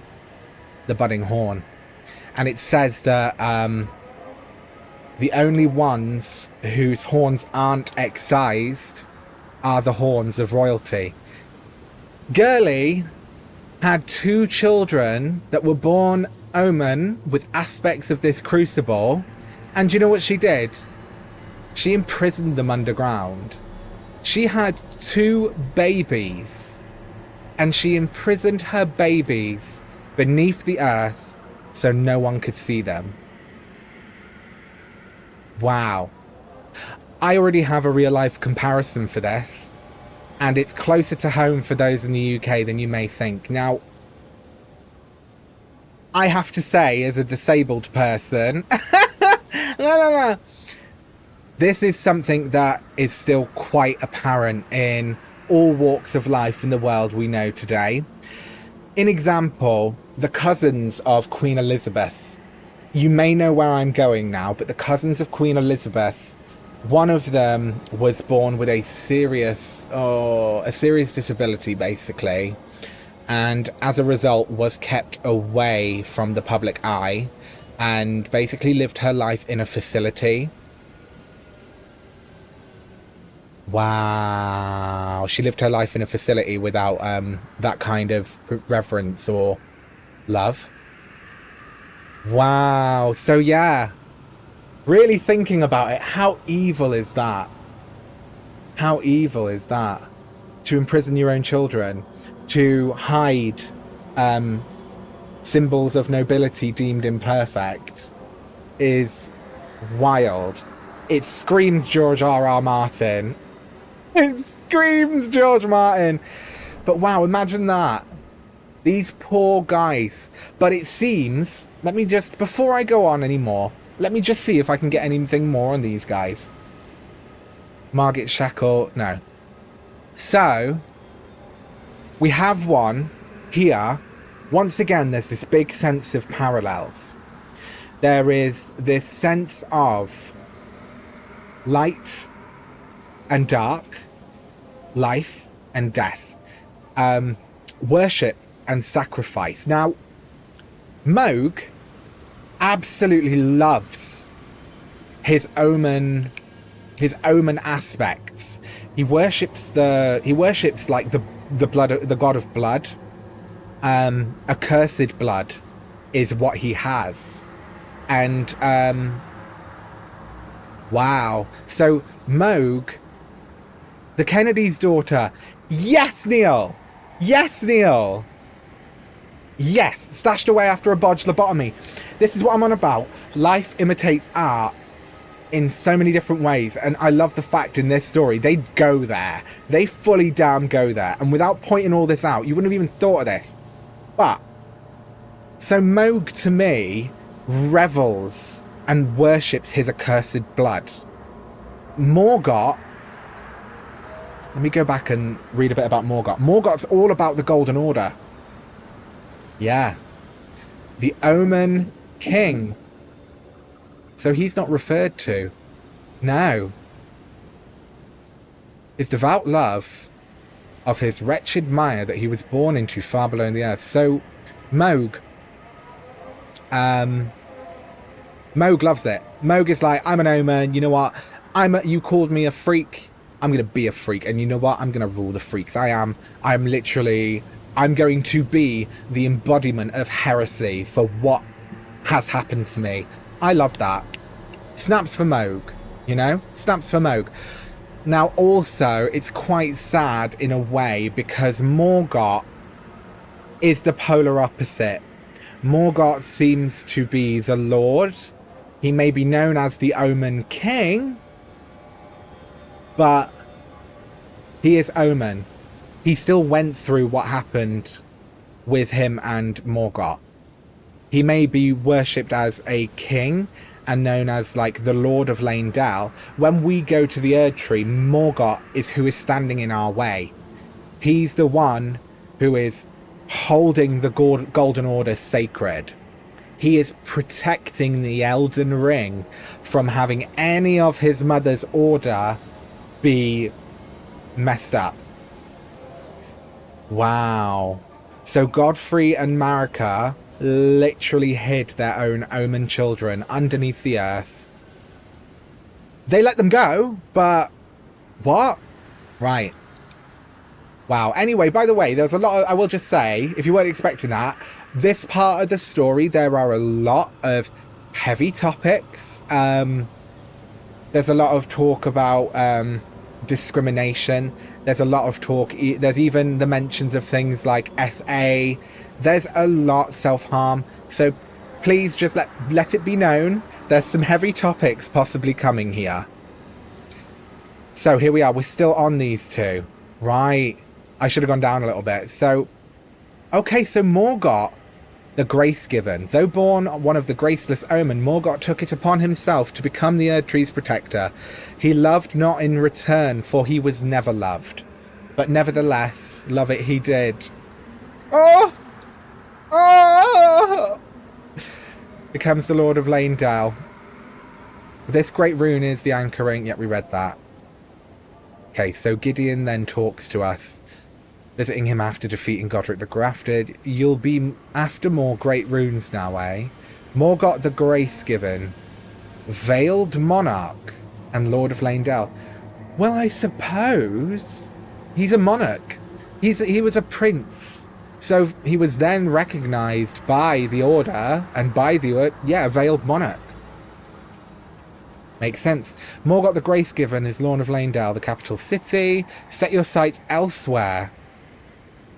Right, so that's Gideon telling us to go around. At the end of the day, it's the last one. So here we go. We're going to learn about Moog. So, Blood Boon.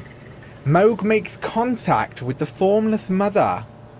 So they must have let him go. At this point, they must have let him go. Was it possibly because Marica wanted a protector for the Erdtree, but she couldn't let the one go without the other? Or did he escape? Whatever. The Mother of Truth craves wounds. When Moog stood before her deep underground, his accursed magic erupted. His accursed blood erupted with fire and besotted with the defilement that he was born into. Okay. So this Formless Mother, in a way, sounds a bit like a volcano. Yeah. In a way, this Formless Mother lit him on fire. No, this Formless Mother underground came to Moog for his accursed blood to, in a way, possibly make him realise his potential, or she could see his potential and wanted him free. as like a vestige of her. I don't know. Let's see. So the Knights Cavalry helm. Okay, so Morgott made the Knights Cavalry. The Knights Cavalry, they only come out at night, and they certainly are they are a bit Chadderella. They certainly are. So, right, the Knights Cavalry, who now wander the dim roads at night, were once led by the fell omen and were deliverers of death for great warriors, knights, and champions. Okay, so he gets a bit of power, and he even gets his own force. He's a king. He's the Omen King. Okay, let's just go down here. So, Godric the Golden is born. The last of the Golden lineage. Right, there's a lot to unpack with Godric. So he was the guy... Here he is. Right. Let's just have a little look. So Godric the Golden is born. If you remember, he was the one that I really didn't like, because he's got far too many arms. You know? I'd say he's armless, but he isn't. So, this guy up here, if you remember, there was like a dragon head, and he kind of ripped this dragon head off and started spewing fire out of it.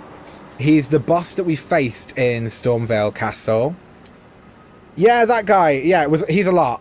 He's got a lot of arms. So, I think here we're going to learn a bit about the whole grafted situation. Now, Godric's Great Rune. This Great Rune is known as the Anchoring. He was gross, mate. He was gross. His whole situation was growth.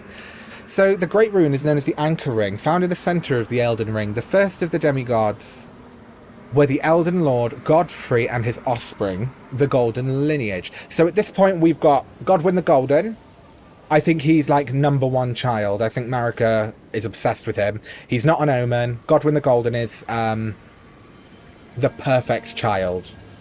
And Golden Child. Jessica Wilde dreams of a Golden Child. It's all coming together. And then we've got Morgott and Mohg. Omen children born of the same bloodline but imprisoned for the way they were born. We now have Godric, the last of the Golden lineage. So the last of the children from Lord Godfrey and Queen Marica. This Great Rune... So when asked about Godric, Gideon says to us, so Godric the Grafted, Lord of Stormvale, despite being the blood of Godfrey, first Elden Lord, he's a grotesque fool, grasping for power. And you know what? Yes, he is. Yes, he is. So what does Kenneth Haight says? Kenneth Haight says, honestly, Godric's no more than a jumped-up country bumpkin. Lord, don't make me laugh. And to think he's the blood of Godfrey, the last of the Golden lineage, though you almost wouldn't know to look at him. The Reed! This sassy queen, Kenneth! The Reed. Okay.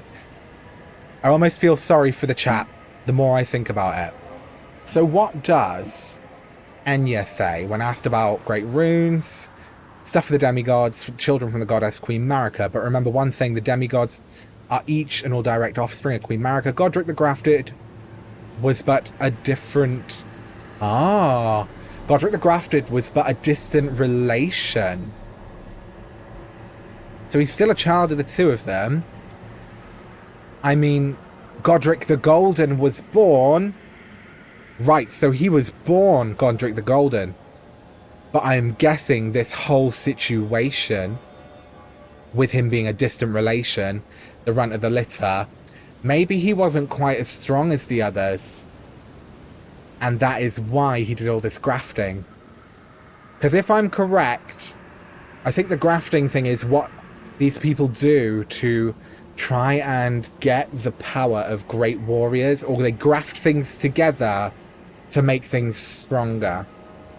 Wild tinfoil hat speculation, but maybe we'll find that out. So Morgott says, what is your business with these thrones? Godric the Golden. Okay, so he just says to it. Okay, whatever, that's at the very end. Okay, so we're into one of the first wars. Now, the first Liurnian War. This is from one of the sword monuments. Radagon's glory burns red and bright as his hair. Right. Radagon's glory burns bright as red as his hair.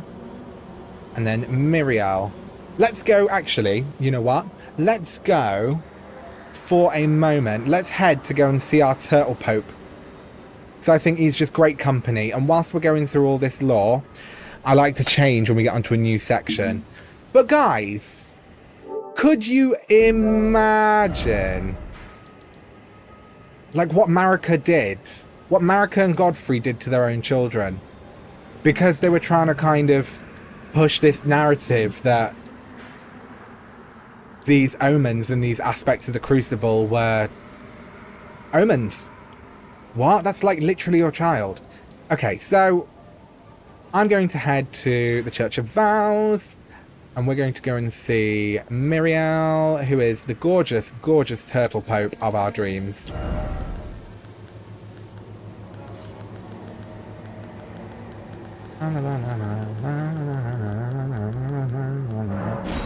Yeah, let's head to the Church of Vows.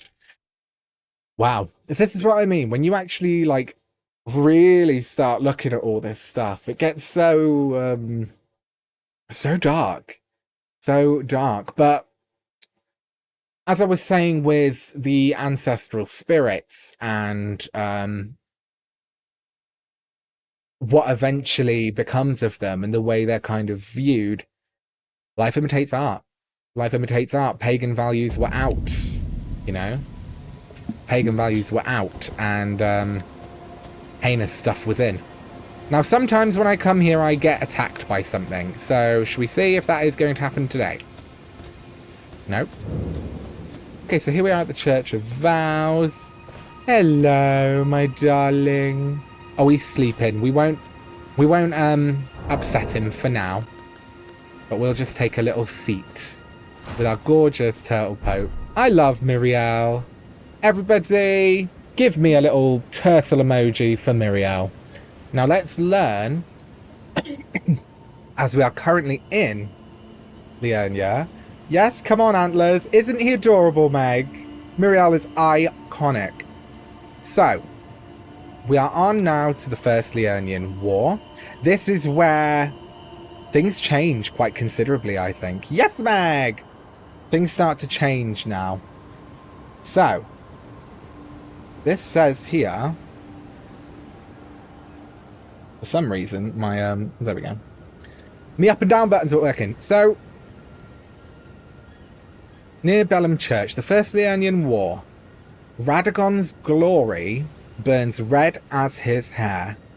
So this is where we first hear of Radagon. If you've been with me for the gameplay, you will understand that Radagon is Marica.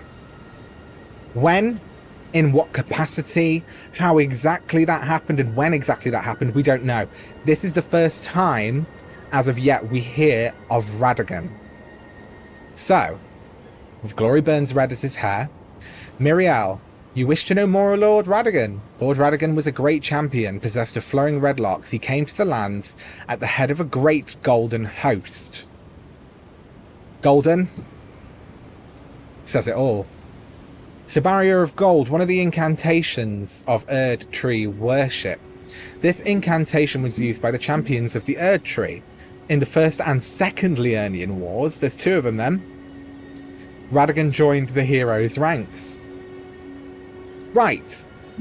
So, the first thing we heard of Radagon here is him joining the Golden Host to fight in this war. Now, we haven't been told illicitly who the war is against, but let's have a little gander. So, the sword monument then here, near the Church of Vows, says the Second Liurnian War. No victory for the Golden, nor for the... Okay, so that's the second. What about the first? Right, okay, so we know there was another war. It's not stated illicitly what happens, because that's referring to the second one. Okay. Right, but it does say Radagon successfully invades Liurnia of the Lakes. Right, so Liurnia of the Lakes is invaded in the first war. The first war it happens is just them invading Liurnia, because by this point I'm pretty sure that the Golden lineage has dominion over Caelid. I'm guessing, tinfoil hat speculation, Caelid, Limgrave, and the mountaintops. because Marica and Godfrey defeated the giants. So where's Godfrey at? Because surely Godfrey should still be around. Okay, so Second Liurnian War. No victory for the Golden or the Moon. No prize but atonement. The birth of the vow. We just read that one. Miriel says... Right, so Radagon continues to push into Liurnia. You wish to know more? La la la la la la la la la la la la la. Okay, he came to these lands at the head of a great golden host when he met Lady Renala in battle. He soon repented his territorial aggressions, though, and became husband to the Carian Queen. Right, okay. Do I want to know more? If you have any speculations, real-life comparisons, please tell me. Because that's what these streams at the moment are all about. Dismantling things, looking into the storytelling, because I'm obsessed with fantasy, folklore, all of that stuff. So let's do it. Now... Okay. So he's still pushing. And they met in battle. And he became her husband. But not at that point, right? Radagon once cleansed himself with celestial dew. Right, so he cleansed himself of celestial dew, which is an item we can find in-game. If we drink celestial dew, if we have annoyed or upset any of the NPCs in-game, drinking the celestial dew resets the NPCs. It gets rid of the aggression. It stops them being aggressive towards you, and I guess means that we can recant on the things that we did. Okay. There you go. Carry out absolution at the Church of Vows. Right, okay, so let me just pick this up.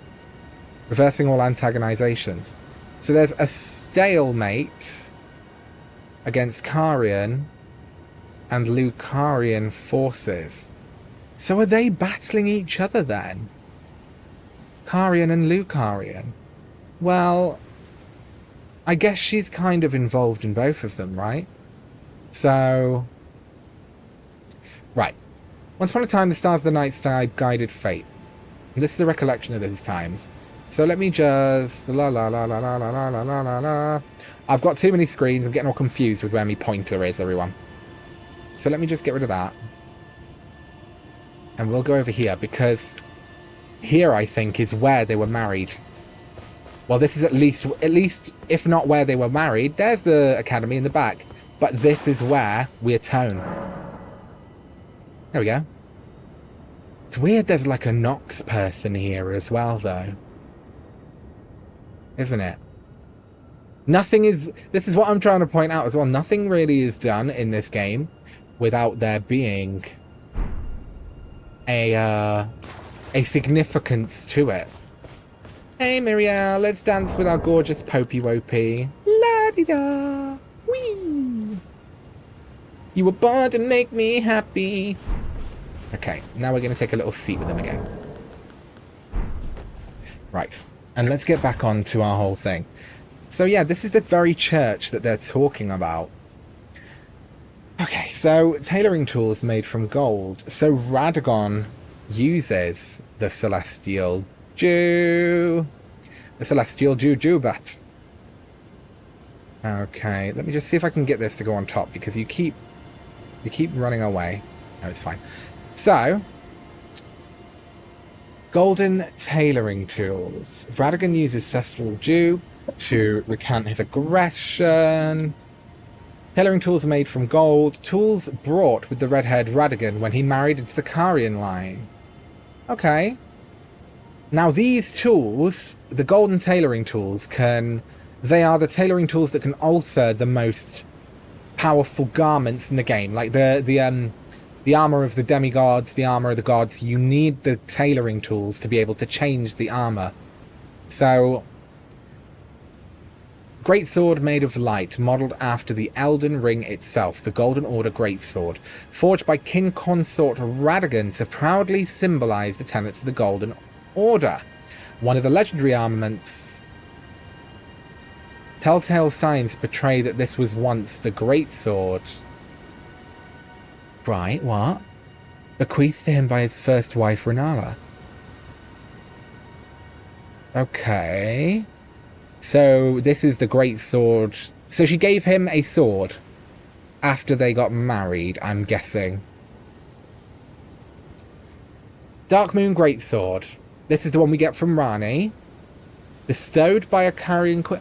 Ah, upon her spouse to honour long-standing tradition, one of the legendary ornaments. Rani's sigil is a full moon, cold and leaden, and this sword is the beam of light.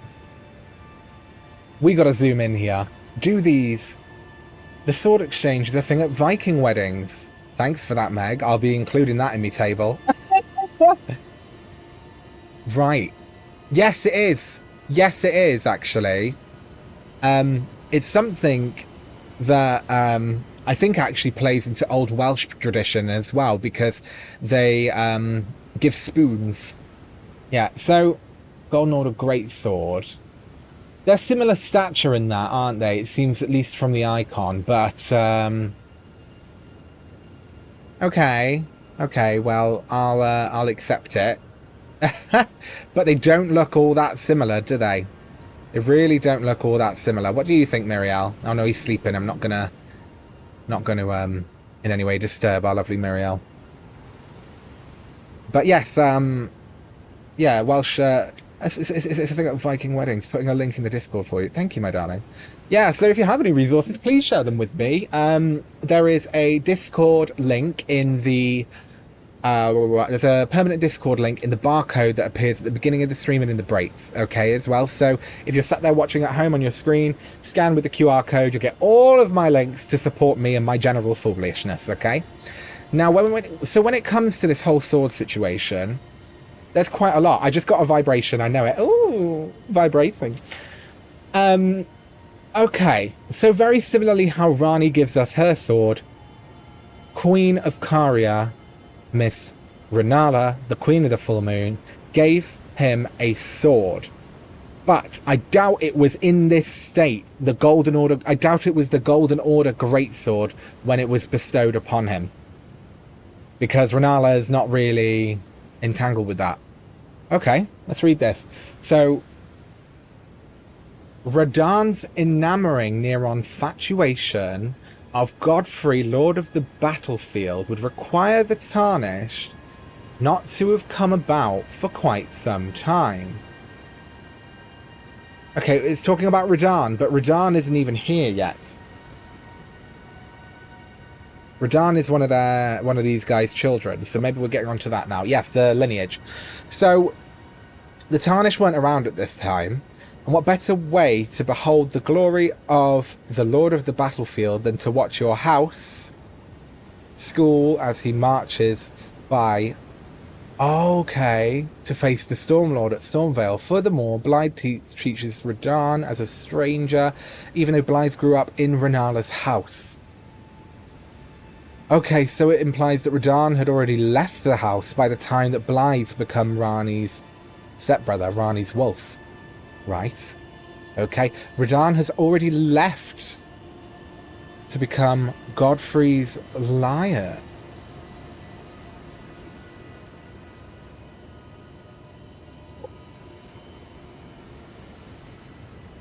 Right. Okay, so this is kind of jumping forward a little bit. But it's just to say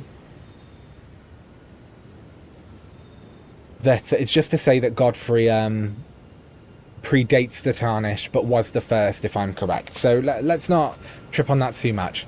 Now we get on to the children of Renala and Radagon.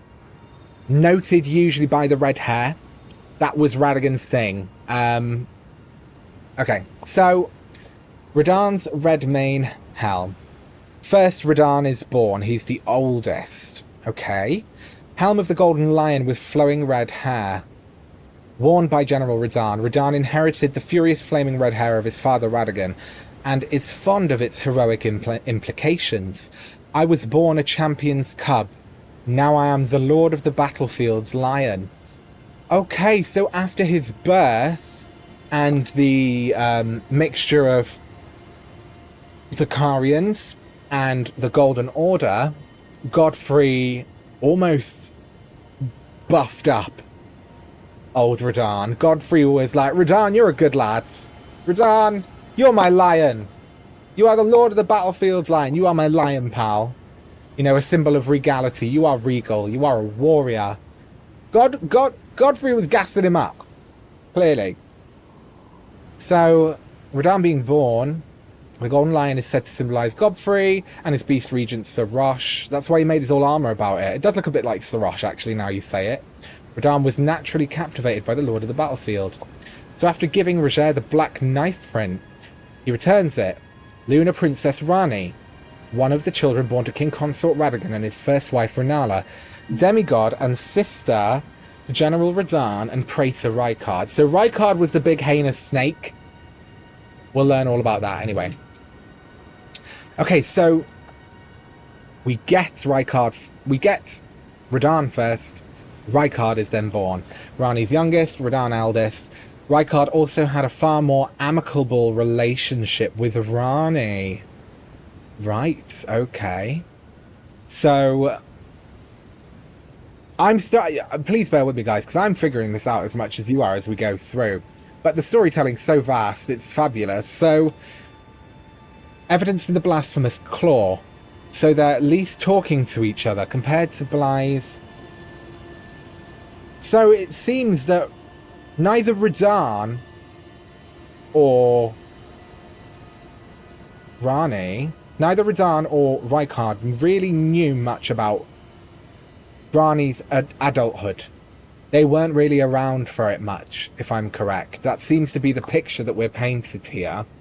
That Radahn and Rykard were born similarly and grew up around the same time. Yet Rani must be quite young in comparison to the two of them, because they didn't experience her being chosen as an Empyrean and being given a wolf. Okay. Right. Okay, so the Elden Lord's crown. Braces of Godfrey, the first Elden Lord. The age of the Erdtree began amongst conflict when Godfrey was lord of the battlefield. He led the war against the giants, faced the Storm Lord alone, and then there came a moment when his last worthy enemy fell. It was then, as the story is told, that the hue of Lord Godfrey's eyes faded. So he faced the Storm Lord of Stormvale, which we'll get there on that. So banished Knight Oleg. After his banishment, he attracts the notice of the grace-given Lord, and after having slain hundreds of traitors as the Lord's hand, Oleg earned the hero's honour of Erdtree burial. Okay, so at this point, then, the Stormlord was ruling over Stormvale Castle. Right. Okay. Okay, so this is all in the age of the Erdtree. Godfrey goes up there, serves hot bonk, and is like, no thank you. With banished knight Oleg by his side, which is why he earned the honour of Erdtree burial. So Angvale we used throughout a lot of our playthrough. Oh, it sounds very Viking. I can believe it, my darling. I can believe it. I'll have a little gander on my little break, because that'll be coming up soon. Coming up soon. Despite his banishment, he rejected the invitation from the grace-given Lord. Instead, keeping watch over a masterless castle for years, gaining renown as a hero of the fringes. Okay, so we did fight a few of these knights in Stormvale Castle, and they were pretty baller. So Oleg and Mvale were both powerful knights of Stormvale. Oleg being majorly in favour of the grace-given Lord, Sir Godfrey, and the Golden Order. Whereas Angvale, the one that we fought with, Angvale was more of a nomad. So he kept watch over a masterless castle for many years. If I'm correct, they literally got rid of that Stormlord and they were like, meh. So therefore, that is how they are banished. Because of their loyalty to the Stormlord. Okay,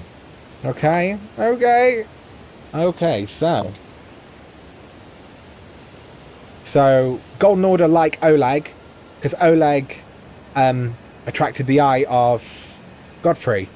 But Golden Order Godfrey weren't too much fans of Engvale, and Engvale just kept watch over Stormvale after this Stormlord had been banished. We don't find much about the Stormlord. We can't pet the turtle. Oh, there might be a gesture. There might be a gesture for me to do it. I'll have a little look. Okay. So they were dubbed the Wings of the Storm. Didn't say that at the beginning. Yeah, so they were dubbed the Wings of the Storm. There might be a gesture wherein I can kind of pet him. So I'll have a little look. Despite his banishment, he rejected the invitation of the grace-given Lord. Instead, we watch that. But it says, one of the knights dubbed the Wings of the Storm. It didn't say that before. There might be a gesture. I'll find one. So, oh, it does say, I'm just a fool. So it is these two. The Wings of the Storm. Now, there is a lot of bird symbology in Stormvale. So Stormvale is a place where you've got the birds with swords on their feet, right? I was having a hard time with them because you're quite low level, I think, when you encounter it, and they were a lot, but a lot of this imagery of the birds and the Stormlord seems to be, in a way, I'm going to guess that they're hinting at the fact that this was a bird. The Stormlord is some kind of bird? I don't know. Wings of the Storm. There are birds everywhere. I don't think we fought a Stormlord or a giant specific bird, which could possibly enhance that theory, but I don't know. So, Engvale actually reject Morg... Okay. Oh, it's Morgott, not Godfrey. So, Morgott took on Oleg, and Oleg accepted. But Engvale was like, Morgott, nah, pal, I'm not doing your bidding. I'm guessing that Engvale still loved the Stormlord in a way, because a lot of his moves and a lot of his powers are wind related. Like he does the Storm Stomp, if I'm correct, or whatever it's called. Right, okay, you'll be after more Great Runes. When asked about Morgott, set your sights elsewhere. Yeah, we know about the Great Rune. La, la, la, la, la, la, la. So he was the Lord. Okay. Castle Morn. That must be where we find him then. So it wasn't Stormvale, it was Castle Morn. Watches over the now masterless Castle Morn. We fought a misbegotten warrior there. So, again, aspects of the Crucible. Feathers, wings, symbols of not being divine, not being very golden order. So clearly, not only him having influence and being a lord of old, golden order was like, nah, no thanks, no thanks, you've got feathers, yeet, you know.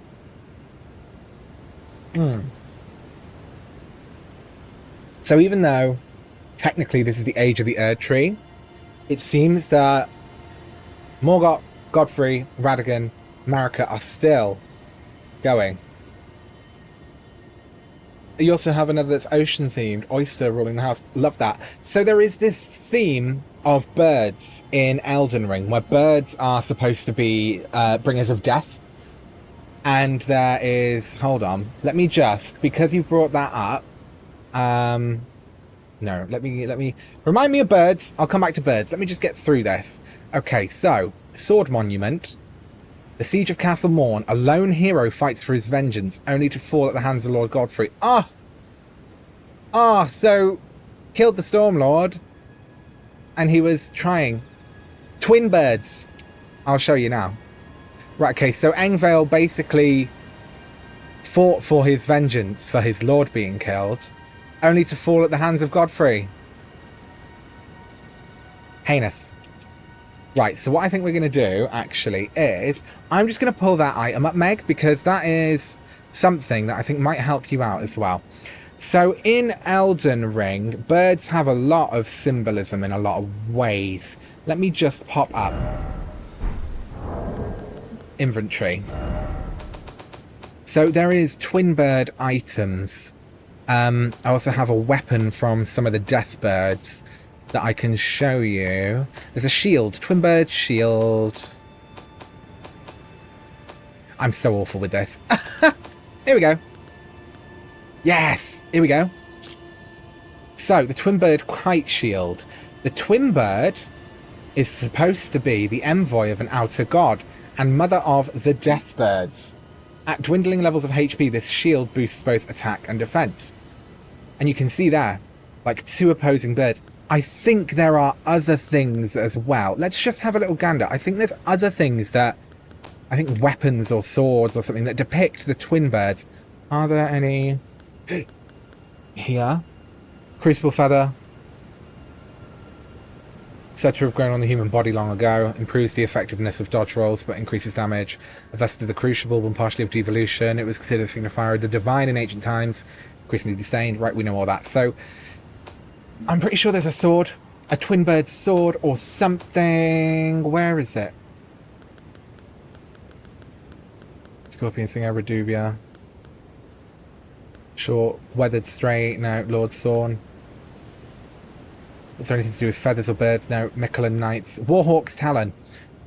Okay, so the blade of thin and lightweight. So this is about the Stormhawks we find in Stormvale and and I think they're at Castle Morn as well.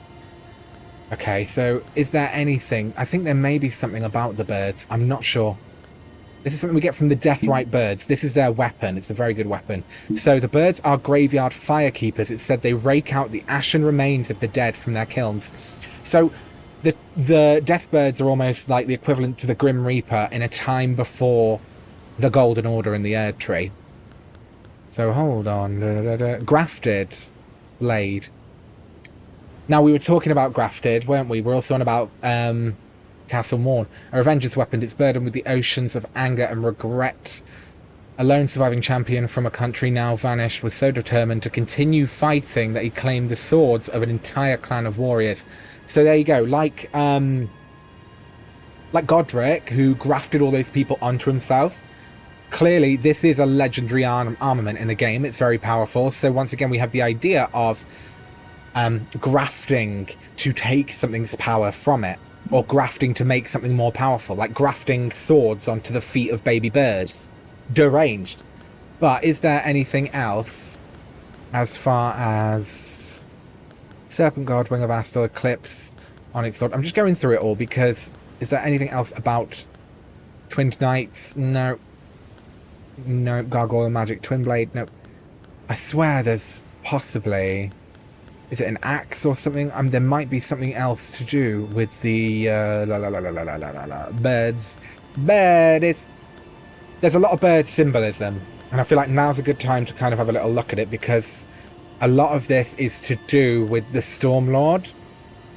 It could be a bird. I'm just guessing it's a bird. Volcano Manor, no. Clean Rot, no. Deathrite Spear. This is from one of the death birds also. Okay. Priests of old who were permitted to come amongst the death birds. The priests became guardians of the birds through the rise of death, which also serves as an oath sworn to their distant resurrection. Okay, that's not really... Dragon, Halberd, Pesclave. Banished Knight's Halberd. So we were just talking about Engvale and Oleg. So this is a Banished Knight's weapon. Finely crafted halberd, intricately engraved with ancient motif, given to knights who were, that by misfortune or misdeed, were forced to abandon their homes. Sent to the fringes where they forced to start. No, there's not much there. Commander's standard. Aha! Ha, ha, ha, oh. Is that a Fire Raptor? Is there a Warhawk? Veteran's prosthesis. That's from Commander Niall's leg. Qatar. No, I really can't find anything else about that on the moment. But, right, so as far as the story goes, we've got to a point where, we've gotten to a point where, let me change this. Yeah, we've gotten to a point where we can, kind of leave it there, because now we're really starting to talk about, we've talked about the journey up until Godfrey defeating the Stormlord, and Radagon beginning his lineage with Renala. So before we get into the meat of that, we've got to see, is there a gesture that we can do that's going to help us pet our friend? Rapture. Buy my sword. What do you want? I mean, we can maybe like lean against him with that. Oh, there's got to be something we can pet him. We can bow. We can curtsy. My lord. Polite bow. Bow. Heartening cry. There's that one, which is a fancy spin, which I love. Triumphant delight. Strength. Calm down. Just trying to see if there's a gesture to kind of do it. Okay.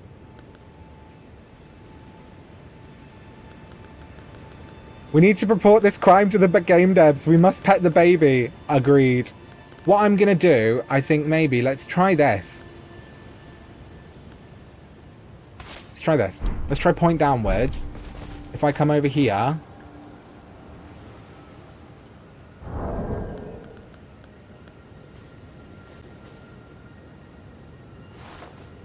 Oh, it worked!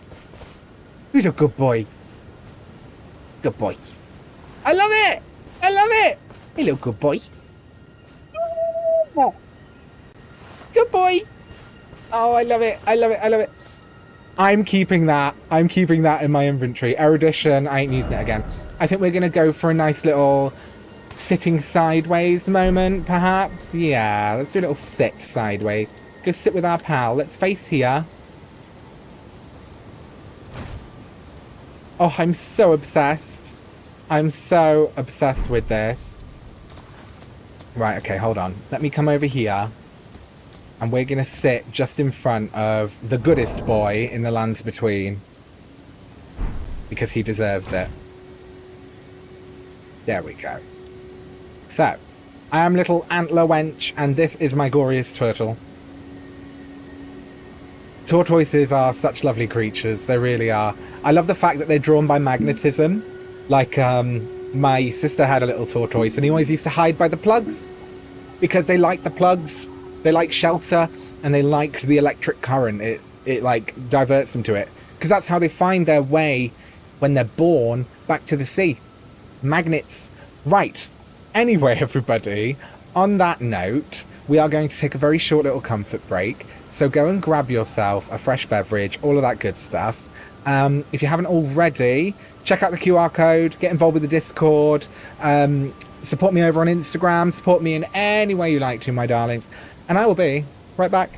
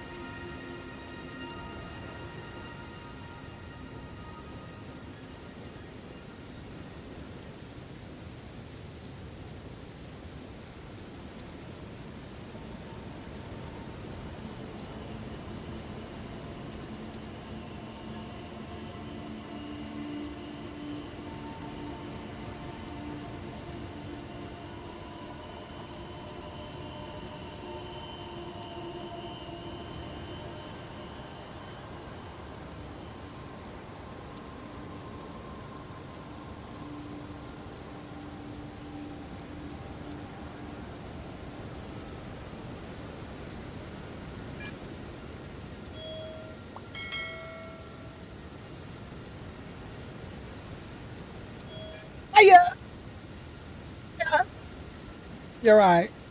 Hiya.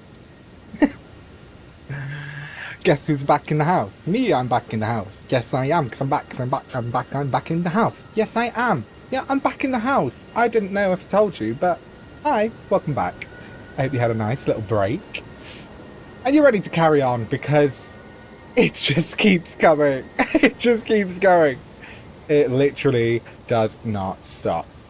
So, I'm going to have a little gander at whereabout we are in the story, and maybe relocate. Like, maybe we'll go somewhere else for this next part. I'll give our lovely turtle pope a little bit of a cuddle before we go back. Maybe what we will do is go to the base of the Erdtree. Yeah, let's go to the base of the Erdtree. I'm just going to give Miriel one last good boy. Hello. Hello. Good boy. Good boy. Good boy. Deserves all the pettings. Been starved of your pettings. He's still sleeping. Should we just chat to him for a second? Was that... I was like, is that someone? No, it's just a bush. Greetings. Do you need anything? No, just your divine presence. Let me just listen to you talk for a second. Tell me about the miracle. Actually, let's see what he's actually got to say about Radagon. Because Radagon, Renala, this whole situation is something we're quite deep in at the moment. You know, it's said that Lord Radagon harbored a secret. A famed sculptor of the Erdtree capital was once summoned to render Lord Radagon's likeness in giant stature, when he glimpsed the skeleton in Radagon's closet. And as such, it's said that the great statue harbors his secret too. Okay, so that is in reference to the statue in Lane Dell. There is a statue of Marica, and when you do there is a statue of Radagon. When you do a certain incantation in front of it, it turns into Marica, which is where you find out that they are one and the same. What have you got to say about Renala then? Let's have a little learn about the parents before we crack on to the next bit. In the end, Lady Renala was left alone, cradling the amber egg Lord Radagon bequeathed her. Now she devotes herself to it through forbidden rite, the grim art of reincarnation. You would do well to remember, severing a vow, strongest of bonds, has consequences ever more dire. That's interesting, because this is different dialogue to what we've had from Miriel in the past. So tell us about the miracle, Miriel. To experience the miracle, kneel in the basin at the back and cleanse yourself with celestial dew. Absolution will be yours. Any bond, no matter how strained or even severed, will be put to rights. Okay, so that's pretty much all I think that's all we can get from him at the moment. So let's carry on then with our timeline, because we're surging through it. We're doing a good job. At the moment, we have got to the point where Godfrey has fought and bested the Stormlord. So Godfrey defeats the Stormlord. We've learned a little bit about the Banished Knights and how Morgoth offered them a deal. Yeah, Morgoth offered them a deal. Oleg accepted, but Engvale was like, I'm not doing all that. And as a result, he was bested by Godfrey in battle. So at this point, we have Radahn and Rykard born. That was Rykard in that picture right there. So here we are, right at the base of the Erdtree. Let's run back a little bit, and we'll just take a little seat so we can get a bit of a view going on whilst we dismantle this. Okay. There we go. So actually, this here as well, can you see here? This is symbolic. This whole trellis, this whole design is supposedly symbolic of all the eras of the Erdtree. Like down below, it's kind of broken, but that there that you can see is symbolic of the age of the Erdtree, the bit in the middle. That's the Golden Order. That's the internet ring. Okay. Oh dear, that's awful. I hope it's not me. Just double check, everybody. You should be able to hear and see me loud and clearly, but if not, I can always reevaluate.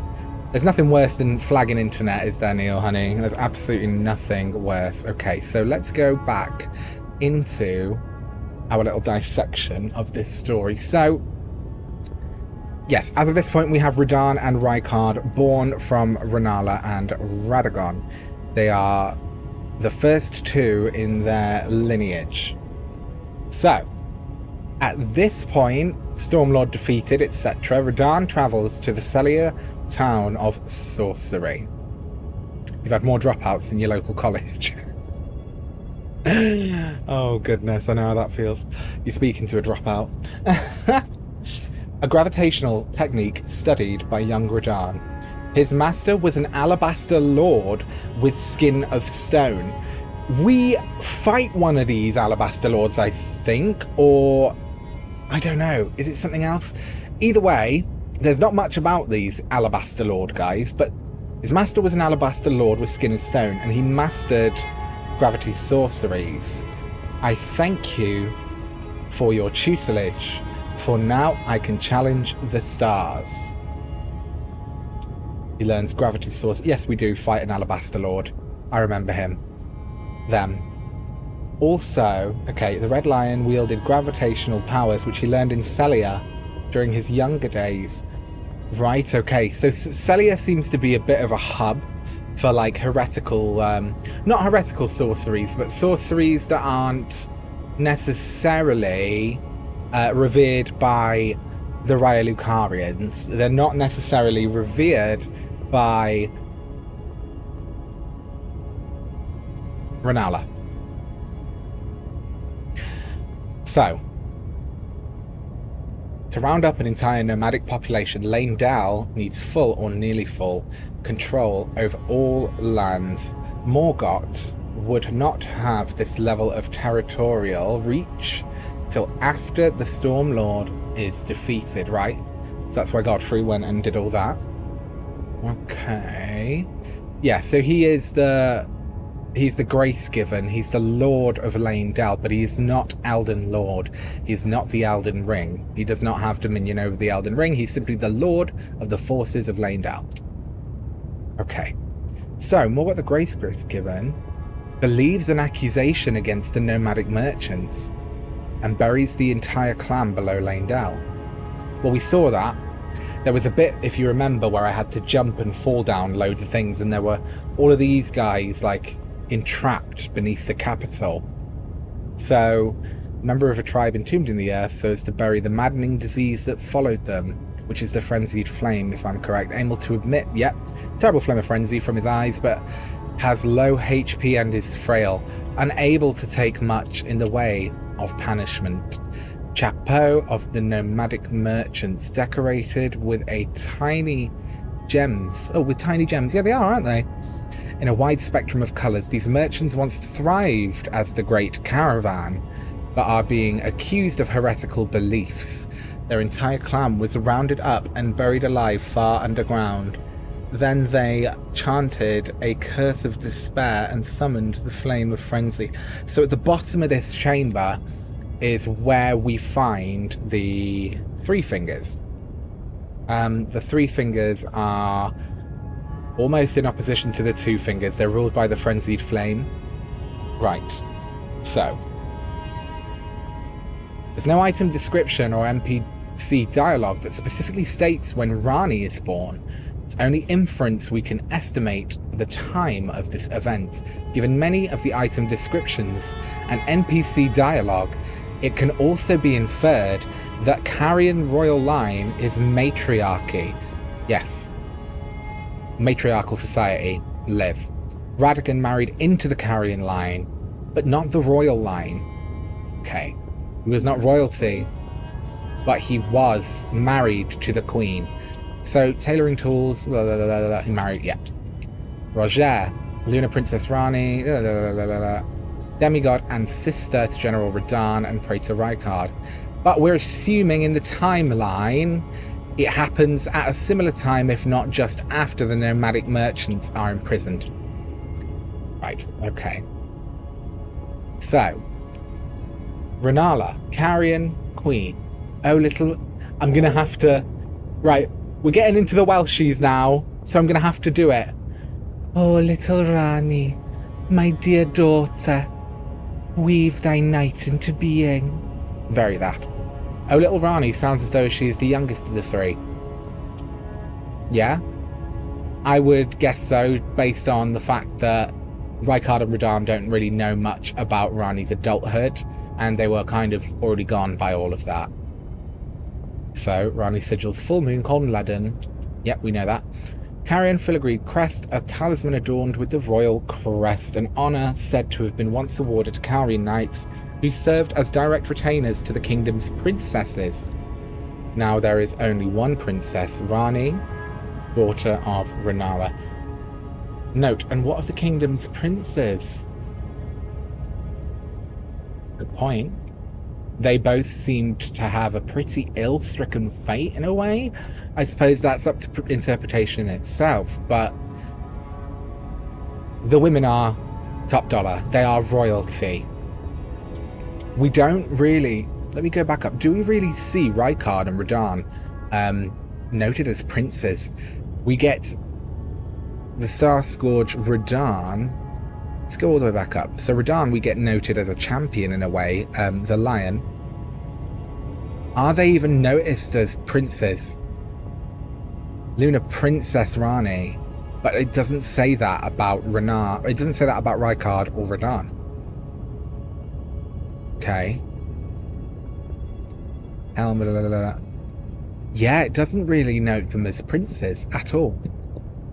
So though born to a royal lineage, they're not necessarily titled as anything more than a champion or a lion, so to speak. Right, okay. Noted. So Rani is the only princess. So that would be the question. Yeah. Interesting, and it's a good note for them to have put there, because I don't think I would have even pontificated or postulated as to that situation without. Okay. We need to go back a little bit. So, what are the kingdom's princes? E.g.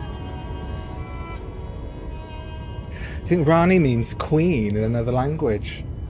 Interesting. Noted. I'm gonna go through, like I did with the last one, and collate this all into my table for us to go back to, but noted. Noted, Meg. Noted. It used to be, okay, possibly queen. So, E.g. after meeting Jaren prior to the festival, asking about Jaren. Jaren.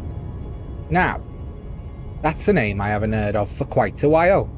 Before taking up the banner of General Radahn, he was a guest to the Carrion royal family.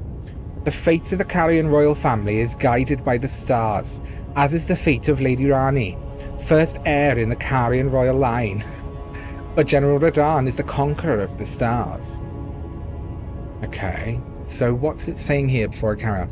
Last of Radagon lineage, Rani is born. Yep, okay. Lythe is Rani's stepbrother. Rani's mother, Queen Renala, approved of him, and they played like siblings from childhood. They were always happy to have me tag along as well. So, yeah, that is inferred then that Rykard and Radahn are way out of the way by this point, because she was a child when she got Blythe. They don't know Blythe. They don't in any way allude to having a connection with him. So, you know, okay. Jaren.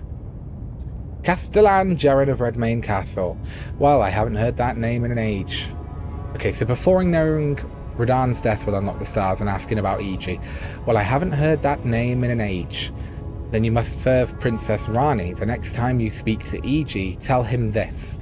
The Festival of Radahn will surely set Rani's fate into motion, as it does. Okay, Jaren preferred a nomadic existence, but after spending time as a guest of the Carrion Royals, okay, he became a guest commander for General Radahn, so he was one of his commanders. And for the first time, the restless tumbleweed would be bound by honourable oath. Okay. Okie dokie. Rani's brother, Shadowbound Half-Wolf, after telling Selen's story. So we did everything with Selen, and then from that point, we have this situation. I heard you can fight Radahn himself. He was once called the strongest of all the demigods. Maybe it's just a coincidence, but I think it's worth investigating. I'll be on my way to this festival of Radahn then. And that's when we found him. Okay. What a sick way to fight, eh? The glory of the clash is shared. Okay. By Radahn and you. Nah, did you see that afterwards? A falling star right before our eyes. I can't fathom how Radahn was holding back something of that scale. He was a living legend if I ever saw one. For being Rani's stepbrother since childhood, he knows next to nothing regarding Rani's brother. If Rani truly is the firstborn, then Blythe would have known both Radahn and Rykard a bit more intimately. Well, that would be heavily implied, wouldn't it? Like, you'd think that. I mean, if you literally grew up with each other, Blythe's out here... What's he say again? He's literally out here saying, glory of the clash is shared. So, right, he doesn't seem... He's a living legend. Right. So it does kind of imply that Blythe hasn't seen Radahn at all before coming to this fight and seeing him firsthand. Okay. So, yes, by the time Rani is a child, and possibly born, I guess Rykard and Radahn are out of the way. So, that then brings us on to Rani being chosen as an Empyrean. As we know, Rani being chosen as an Empyrean must have in some way been the catalyst to Blythe being sent for Rani, because the half-wolves are sent by the greater will to the Empyreans. So Rani says, I was once in... I've got to do the voice as well. I was once an Empyrean. Of the demigods, only I, Miquella, and Melina could claim that title. Each of us was chosen by our own two fingers as a candidate to succeed Queen Marica to become the god of the coming age, which is when I received Blythe in the form of a vassal tailored for an Empyrean. So yeah, when she was chosen, she then received Blythe. I'm guessing that happens in adulthood in some way, or adolescence possibly. We don't know. We're not necessarily sure how old Rani is when she divests herself of her flesh, but carry on. So Iji then says, Blythe is Rani's stepbrother. Rani's mother, Queen Renala, approved of him. We read that before. They're always happy to have Iji tag along as well. So that's quite cute. Like, you can imagine Rani is this like young little baby witch, and she's got her, well, not baby, but child witch. She's got her half-wolf Blythe, and she's got Iji, who would later go on to be her war counselor. Right? So, Renala and Radagon lineage were still on it. There's a lot that went on with these guys, clearly a lot that went on. So, Sword Monument. The Star-Scourge conflict. Radahn alone holds Celia secure and stands tall to shatter the stars. Right. Radahn defends Tower of... Oh! So Radahn uses gravity magic to... Right. Right, okay. So the Alabaster Lords are also not of the Lands Between necessarily. They're like cosmic beings. So maybe it was something to do with them, the assault from the stars. But either way, Radahn stopped it. So you can imagine Celia being overrun with these fallen star beasts. And these star beasts, like this guy over here, that's actually some guy that we fight. We fight a few of them. And that is what the stars look like. That's what a star looks like. You know, we use the Wing of Astal as one of our main weapons for this build. So, Star Scourge Heirloom, a talisman engraved with a scene from a heroic tale. The mightiest hero of the demigods confronted the falling stars alone, and thus did he crush them, his conquest sealing the very fate of the stars. Right. Okay, so not only is he talking about, like, the stars assaulting the planet, I guess that these beasts are extremely powerful and could have some way rivaled what was going on in the lands between.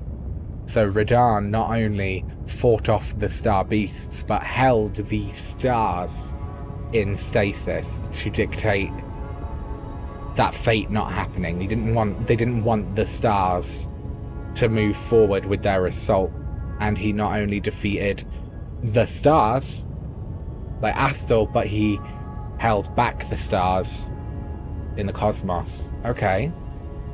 Right. Sealing the fate of the stars. I'm trying to think, is there any kind of, like, real world thing for that? I mean, it would be almost... You can't really halt fate. In this reality that we live in, you can't really hold fate. And I guess in the world of Elden Ring, it's the same. When we talk about...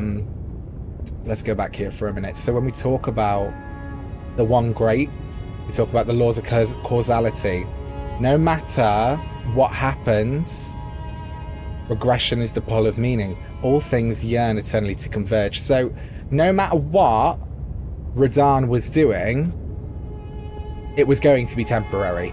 We needed to come back and reset the worlds of the lands between so that we could change the fate of that world.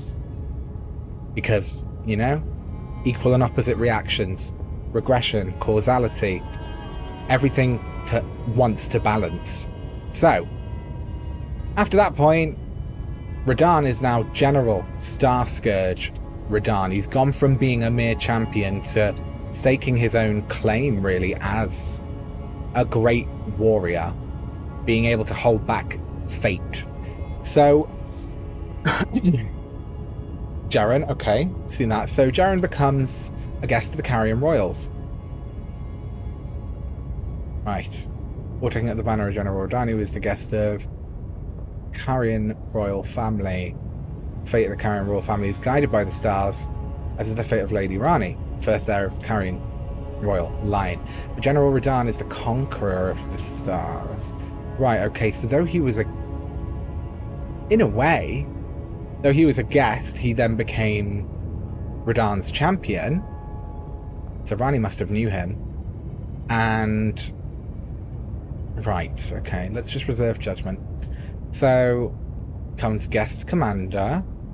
Right, we've seen that.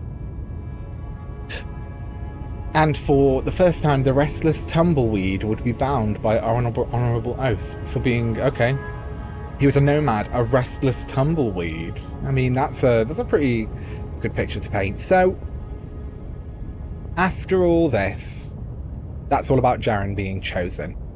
Here we go. So now we're on to Rykard. We've started with Radahn, who is the oldest, firstborn.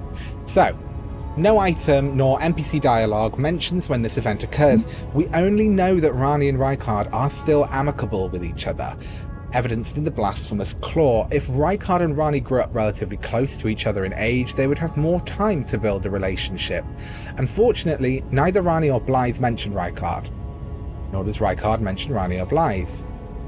Okay, still compare this to the non-existence of the relationship to Rani and Radahn.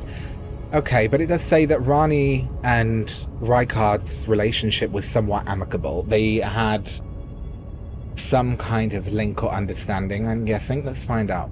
So, a slab of rock engraved with the traces of the Rune of Death can deflect the power of the Black Blade. On the night of the dire plot, Rani rewarded Rykard with these traces. Should the coming trespass one day transpire, they would serve as a last resort foil, allowing Rykard to challenge Malekith the Black Blade, the black beast of destined death. Right. So she gave Rykard a tool. So this item, there's an attack that Malekith does. It's a Rune of Death attack where it's almost a bit like the Waterfowl. It's a major field of damage. If you use this item at that moment, you can parry his attack away and stop it from carrying on. And there's a few attacks you can do it with as well. So Rani, in effect, gave him means to be able to take down Marica and get the Rune of Death, I guess? But by what means? Why would she do that? I mean, she's kind of into destined death, Rani. She wants something going on with it. I don't know. Right, okay. So, rediscovers magma hexes, one of the sorceries from the magma of Mount Gelmir. After discovering the ancient hexes of Gelmir, Rykard, son of Queen Renala, brought them back into practical use as new forms of sorcery. Right. Okay, so this is about Rani meeting the Dark Moon. So, legendary sorcery associated with the Carrion Queen. This moon was encountered by a young Rani, led by the hand of her mother, Renala. What she beheld was cold, dark, and veiled in occult mystery. Witch's robe in the colour of snow. Right, yes, so Rani had two things that brought her forward. The Snow Witch robe, once worn by the Snowy Crone, who the young Rani encountered deep in the woods. She was a witch, and was well versed in cold sorceries. It's said that the doll that houses Rani's soul, the blue doll we see, is modelled after her. That old witch was Rani's secret mentor. So there was... Okay, so there was the Snowy Crone. Freezing Mist. Sorcery said to be used by the old Snow Witch. The Snowy Crone taught the young Rani to fear the Dark Moon as she imparted her cold sorceries. Okay. So though the Snowy Crone... I don't think the Snowy Crone is the Dark Moon. The Snowy Crone was aware of it. So at this point, the only two people aware of this moon before Rani are Renala and the Snowy Crone. The Snowy Crone must have her own instances with this Dark Moon in some way to say that it's dangerous. We ultimately know that Rani goes to the Dark Moon to become her god of the Age of Stars, so she didn't listen. Okay, so Elden Lord Godfrey besieges Castle Morn. So this happened again. He besieges. Besieges. What does that mean? Hopefully we'll figure out. So, oh right, so this is what... So in between here, Engvale, this whole time, is waiting at Castle Morn. Basically, there's an empty castle, and this whole time he's been here. Right. And as a result, Godfrey ends the last vestiges of the Stormlord. Okay, so originally it was Morgoth offering them, you know, some kind of protection under the Golden Order. Engvale was like, no thank you. Probably beat off Morgoth, and then he comes back later, Godfrey. Okay, so Sword Monument.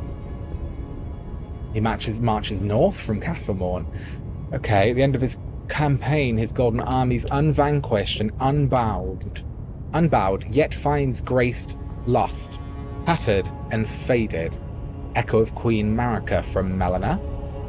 In Marica's own words, my lord, thy warriors, I divest thee of thy grace. With thine eyes dimmed, ye will be driven from the lands between. You will wage war in a land afar, where you will live and die. Right. So just before reaching Caelid, he and his kin are robbed of grace, becoming tarnished, which is the sect of people that we come from.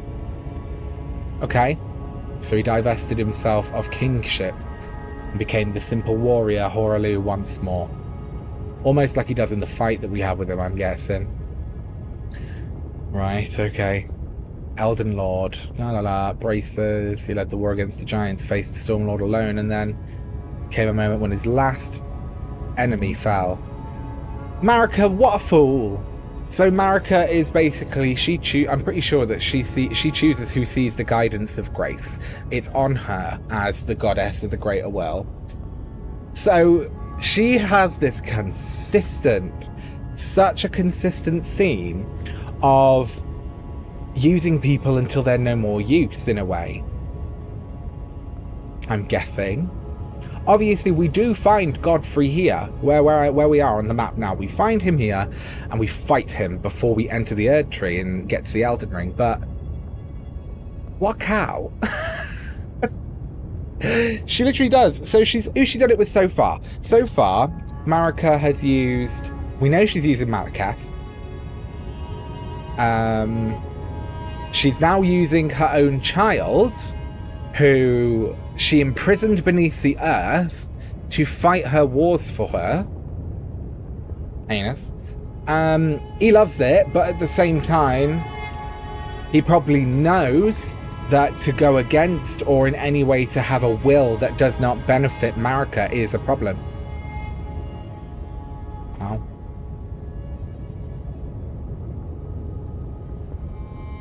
So, grace is gone from the eyes of Godfrey. I'm guessing this makes him... Oh, so he becomes Tarnished Lord. He's no longer Elden Lord. Okay. Weapon, symbolic of Godfrey's vow. Right, okay, crown with rotated strength. So they begin the long march south from what is now named as the Smouldering Church. Spoken echoes linger here, words of Queen Marica, who vanished long ago. Marica's own words, then after thy death I will give back what I once claimed. Right. Return to the lands between, wage war, and brandish the Elden Ring. Grow strong in the face of death, warriors of my lord, Lord Godfrey. So, yeah, okay. Lord Godfrey, clearly, when we meet him, is still a lord, but he is back to do what we are doing, if I'm correct. Okay, so Godfrey's axe is then broken in half in some kind of battle. The Tarnished reach their destination, which is the southern shore of the Weeping Peninsula. They board ships and set sail for beyond the fog. So when we start the game, we end up in a place that we can't naturally reach in the game, and we fall to Limgrave, which is near the Weeping Peninsula, where we are found by Torrent and Melina. So have a little look. So they board ships and set sail. It's only the echo of Queen Marica. Words of Queen Marica. It's the okay, so it's the only echo. It's the only location of an echo that has a statue of Radagon. Okay, all churches are, save for those three, there's a statue of Marica. Yeah, there is a statue of Radagon in that one. Okay, these two facts combined indicate that this echo was uttered just before the shattering, as it is only after the shattering that Marica is imprisoned and vanished. Correct. She was around before then. Okay, so that's the note of this specific piece of lore here. So Godfrey goes. At this point, Marica is still out and about because she's divested them of their grace and sent the Tarnished off beyond the fog. Okay. And Tarnished Lord Godfrey becomes Horaloo once more. Okay. So then there's the anchor of everything. While the Tarnished left the lands between with their lord, one boat alone was said to have been left behind. Right. So now, Miriel's got more to say. So, however, when Godfrey, first Elden Lord, was hounded from the lands between, Radagon and left Rennala. That's when that happened. Radagon left Rennala to return to the Erdtree capital. Okay, becoming Queen Marica's second husband and king consort, taking the title of second Elden Lord. Wow. So, after everything with Rennala, he upped and left to get with Marica. Jeez. Jeez. Oh, that's sweet, Meg. The mystery continues and endures to this day as to why Lord Radagon would cast Lady Rennala aside. And moreover, why a mere champion would be chosen for the seat of Elden Lord. This is where things get a bit weird with the whole Radagon situation, right? Because at this point, they've just had a whole lineage of children. So they've had all 3 of them at this point.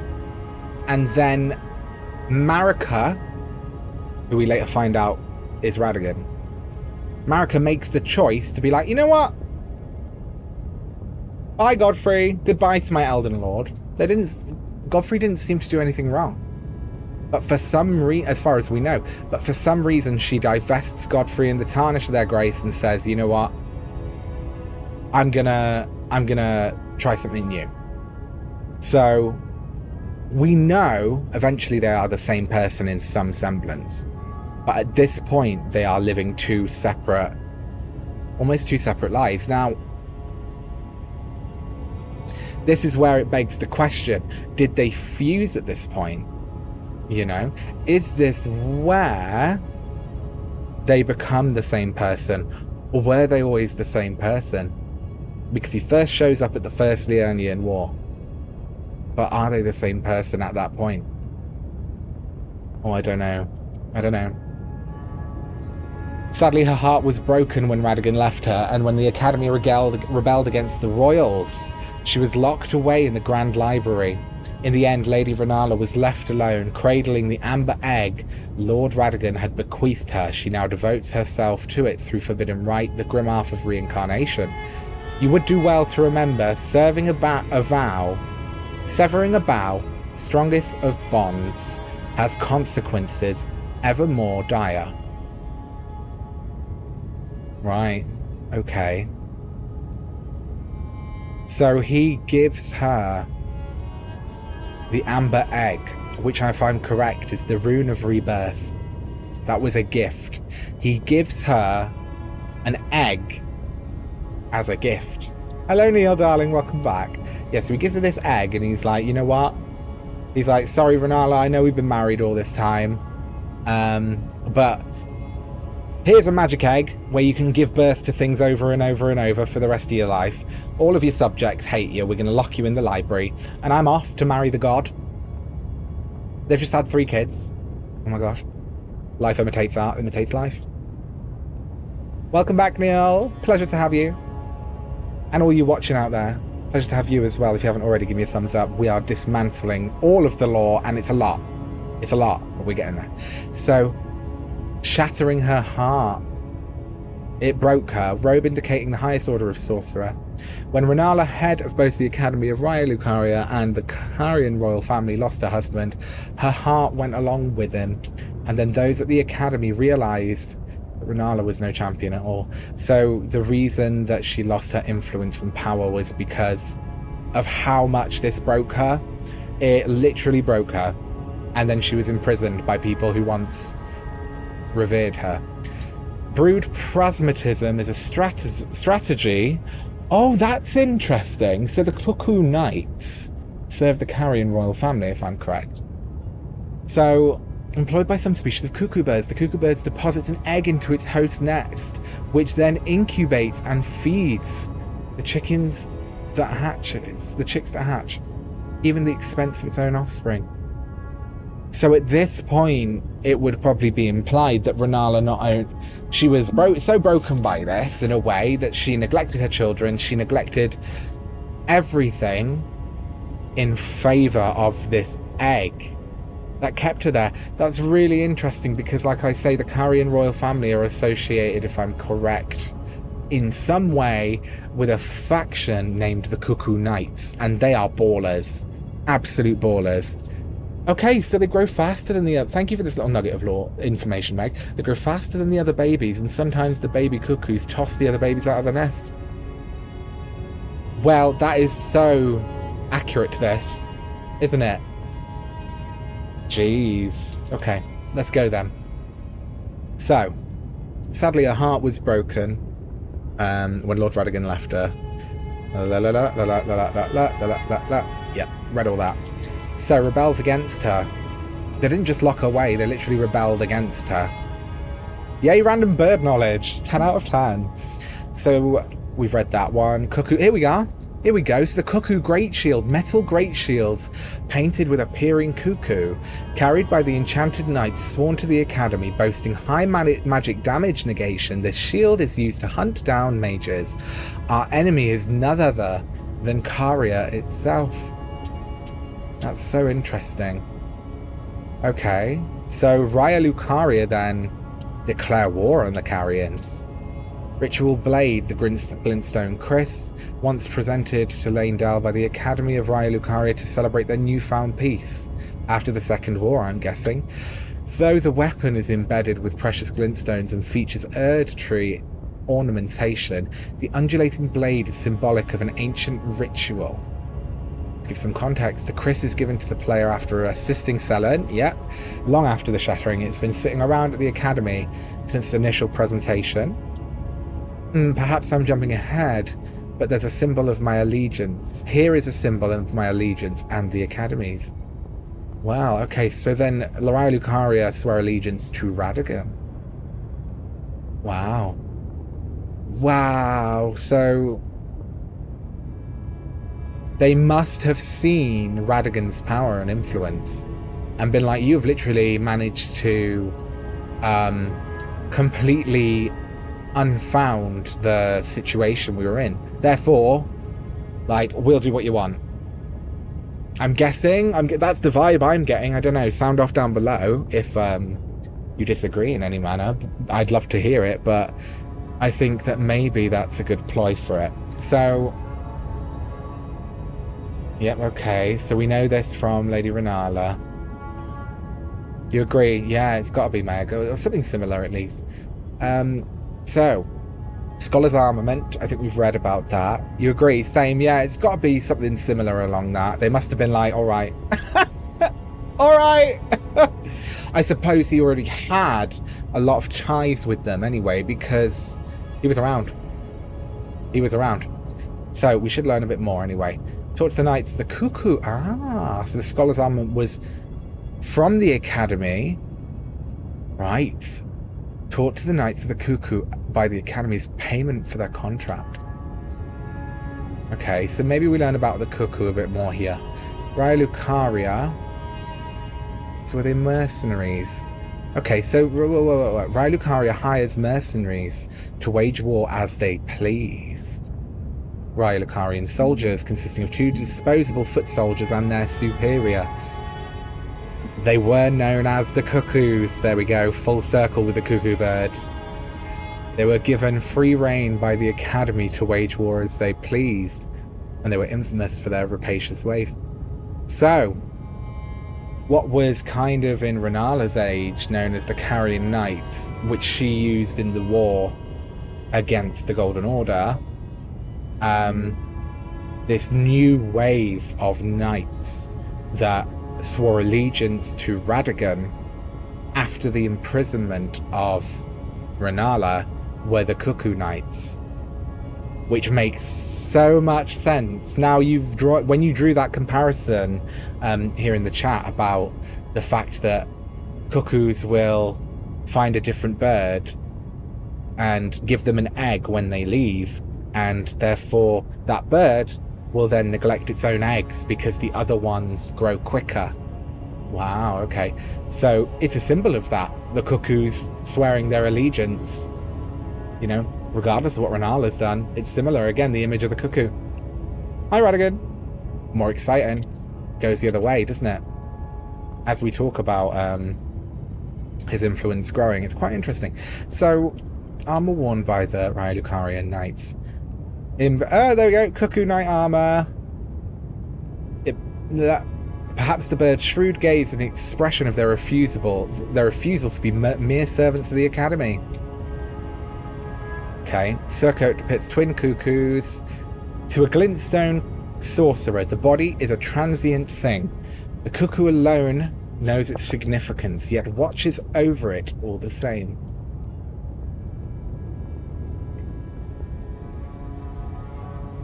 Okay. So these were the ones that were like, I don't just want to be a servant of Raya Lucaria. I'm more than that. So, brood pragmatism. Yep, we read that. Also called a cuckoo's egg. Cuckoo's egg in the nest. Noted. So, Cuckoo soldiers assail the Carian territory. They imprison Bowls in the Everjail. Right, okay. The Carian Troll Knight. And E.G. the Carian Blacksmith, Lady Rani's war counsellor.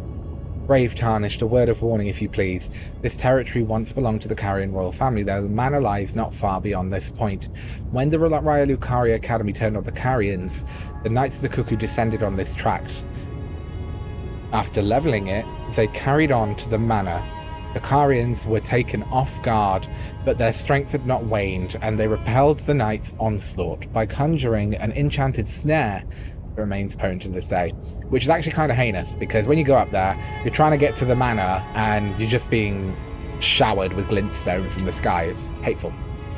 So, King's Realm Manor.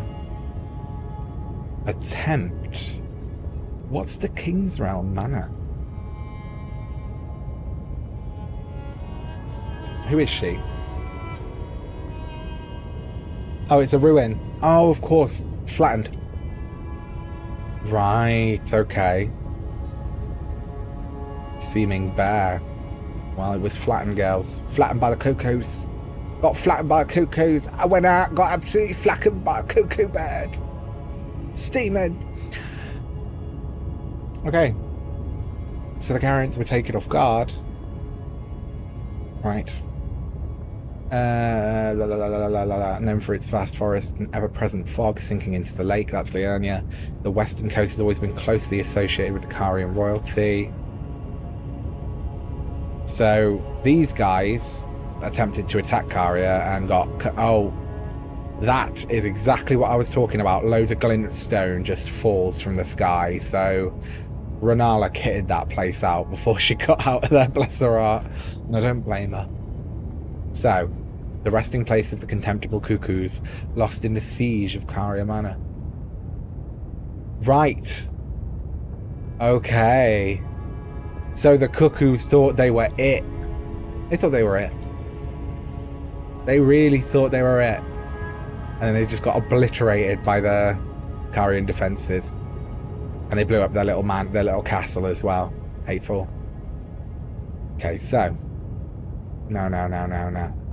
So Radagon is returning to Lanedale, becoming King Consort and second Elden Lord. We need to read this from Miriel. So, Radagon ran after Renala and went to the capital, becoming Queen Marica's second husband and King Consort, second Elden Lord. The mystery endures to this day why Radagon would cast Lady Renala aside, and moreover, why a mere champion would be chosen for the seat of Elden Lord. Her beloved Radagon, this is from Gideon, left her to become Queen Marica's second husband, taking the title of King Consort. Well, you know, these men do be out here diddling for power. Leave me a comment, would you diddle for power? Now, Gransax, the ancient Dragoo, assails Lanedale. So, Radagon came back. Marica might have known this was going to happen. So Gransax is a different ancient dragon. We've already learnt a lot about Placidusax by this point. So, Great Ancient Dragon Gransax assails Lanedale. This is from his spear. A great ancient dragon, Gransax, once rained calamity upon the royal capital. The only time in historical record that Lanedale's walls have fallen. This is pretty successful. He's the big dragon that we encounter. He's still there to this day, if I'm correct, even after it was burnt down. This marks the dawn of their war against the dragons. Dang, here we go. Here we go. War of the Ancient Dragons. So we've got Erdtree versus dragons coming up. Okay, used by Knights of the Erdtree during the assault by the Ancient Dragon Gransax and the bitter war of the dragons followed. Tree Sentinels. Wow, so they already had Erdtree Sentinels, but then they started incorporating dragons and became malformed Dragon Tree Sentinels, and we fought one of those, and I tell you, it was a lot. So, malformed dragon hell. Okay, the Sentinels had an epiphany. The only way to truly protect the Erdtree was to become the dragons. Yeah, I get ya. I get ya. Does kind of speak to the old thing, like, you know, the power of an apex predator. Okay, weapons and the grafting situation. Weapons said to have been whittled from the claw of an ancient dragon wielded by grotesque tree sentinels. Claw is enwreathed in lightning and tears through the dragon's feeble descendants with ease. Like I was saying, ancient dragons, 4 wings. 4 wings, 4 legs. The descendants, the ones that are still kind of around in the lands between today, are more like wyverns. Yeah, lol, Meg, it's a lot. No one's diddling for power then. Alright. So, War of the Ancient Dragons. They're the ones that we can get from the routing of the Ancient Dragons. Godwyn the Golden. Okay. Okay, so this is the first mention we get of Godwyn in battle from the Sword Monument. Godwyn the Golden fought to the last, earning the friendship of dread Fortisax. When we were in the deep root depths, we entered Godwyn's dream, and we fought a giant dragon, Lich Dragon Fortisax. So, okay, the Bitter War of the Ancient Dragons.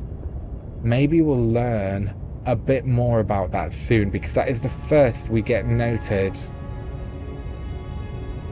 So, in the war against the dragons, Godwyn fought to the last and made an allyship in some way, a friendship with Fortisax. Right? So, Radagon becomes king's consort, la la la la la. Now we get into the other children. So, Radagon becomes king's consort and the second Elden Lord, and Marica and Radagon have twins, Melina and Mikola. And before we get onto that, we're going to get rid of this. And I think we'll head over to the Erdtree and soak some of that up, because you know it's one of my favourite areas, right? And I do think it's probably about time that we got up from here. I had a bit of a change of scene, you know. So yeah, this whole story is a lot, right? It is a lot. But I'm finding it a lot more interesting being able to now go back and really dismantle it,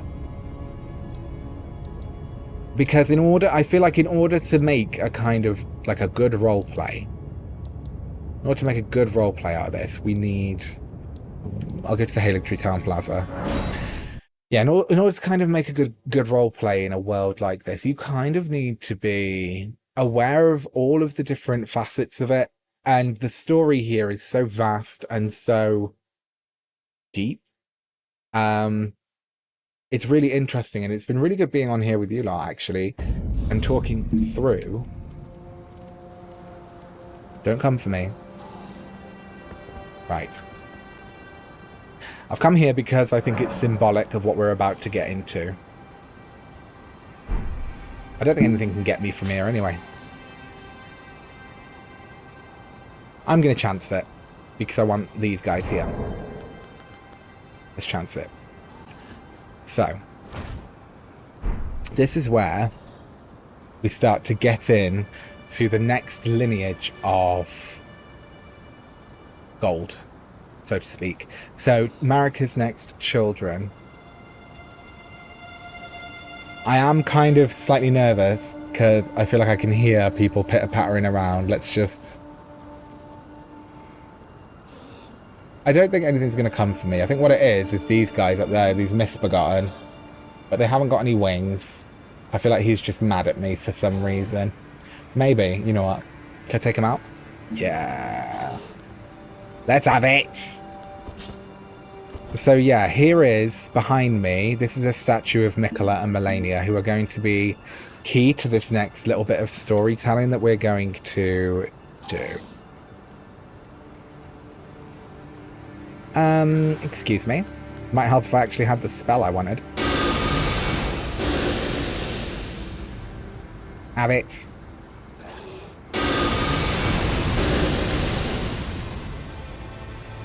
I need to get him, because if I do not, he'll come down. There we go. sorted. Okay, let's sit on the little thingamajig here. So, here we go then. Let's get into this next little section. So, here we go. So, the remembrance of the Rot Goddess.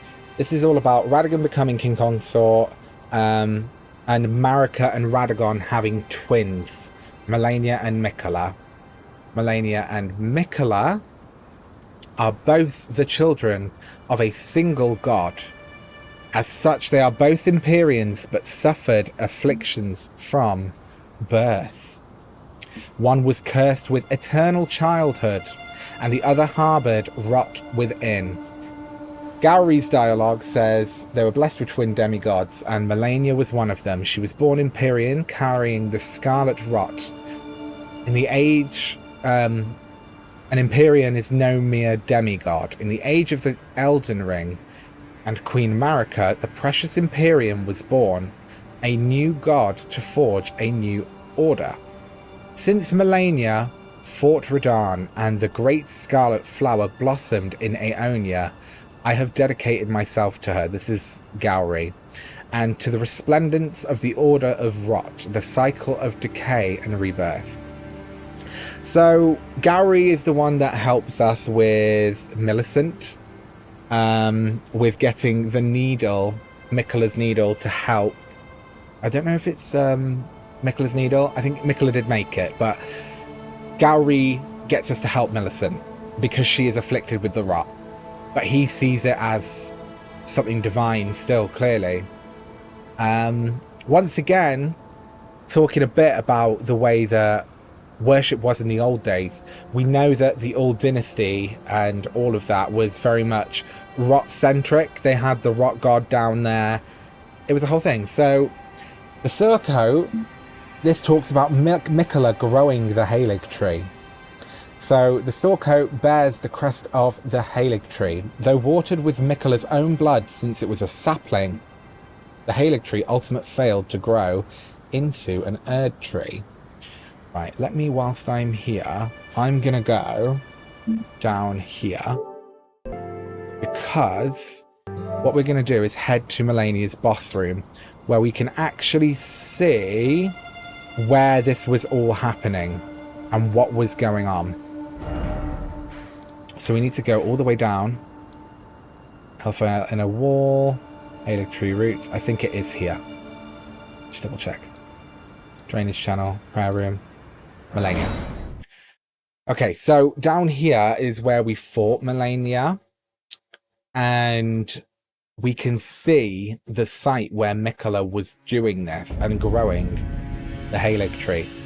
So we also talked about the Aeonia, didn't we? This is a Scarlet Aeonia. This is the blossom of the Rock Goddess. And when we fought her, was, I think, her second blossom. Now, what we're going to do is, if you look up here, I'm going to come further away, just to get a full view of the room as much as possible. Okie dokie. So, I'm going to show you something else online as well. I think Quailag actually made this photo, so shoutouts to Quailag. I need to start linking these guys in these videos. If you look here, right, just by me here, this is one of the Scarlet Aeonias. Caelid, the place where we go, where it's all red, basically, Caelid was made the way it is by one of these. We'll get there, but Caelid was made the way it is by one of these. One of these, they look like a lotus, almost, Aeonias, and this is a symbol of the Rock Goddess. This is what's left of Melania once we're done with her. Whether she's still about, not 100% sure. I think so. I think she said we defeated her, but you know, we'll see. So,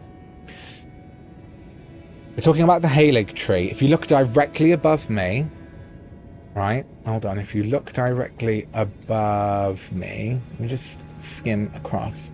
You can almost see right here what looks like a womb. This is supposed to be where Mikola was when he was growing the Halig tree. And Melina was down over here. I'll show you a photo actually that backs that up. 1 second. Mikola, Halig tree. Let's just put diagram, script. Now, if you go on Google Images, you can find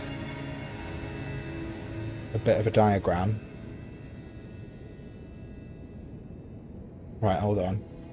I might just be able to... If I get you up here, and I can see the whole Mikola in the Halig tree. We just put Mikola in Halig tree, because...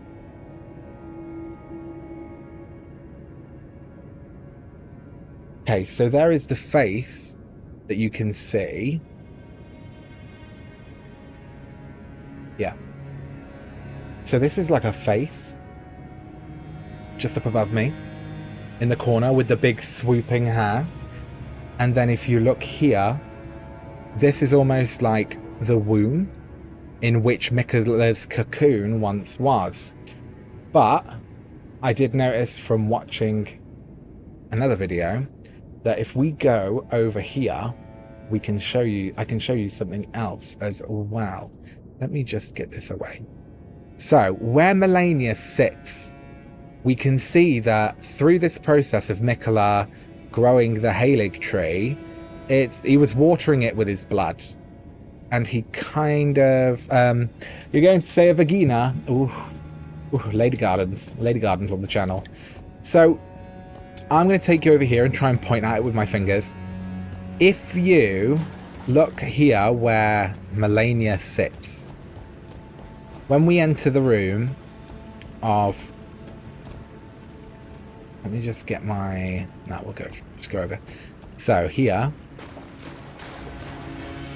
over here, this is where Melina is sat.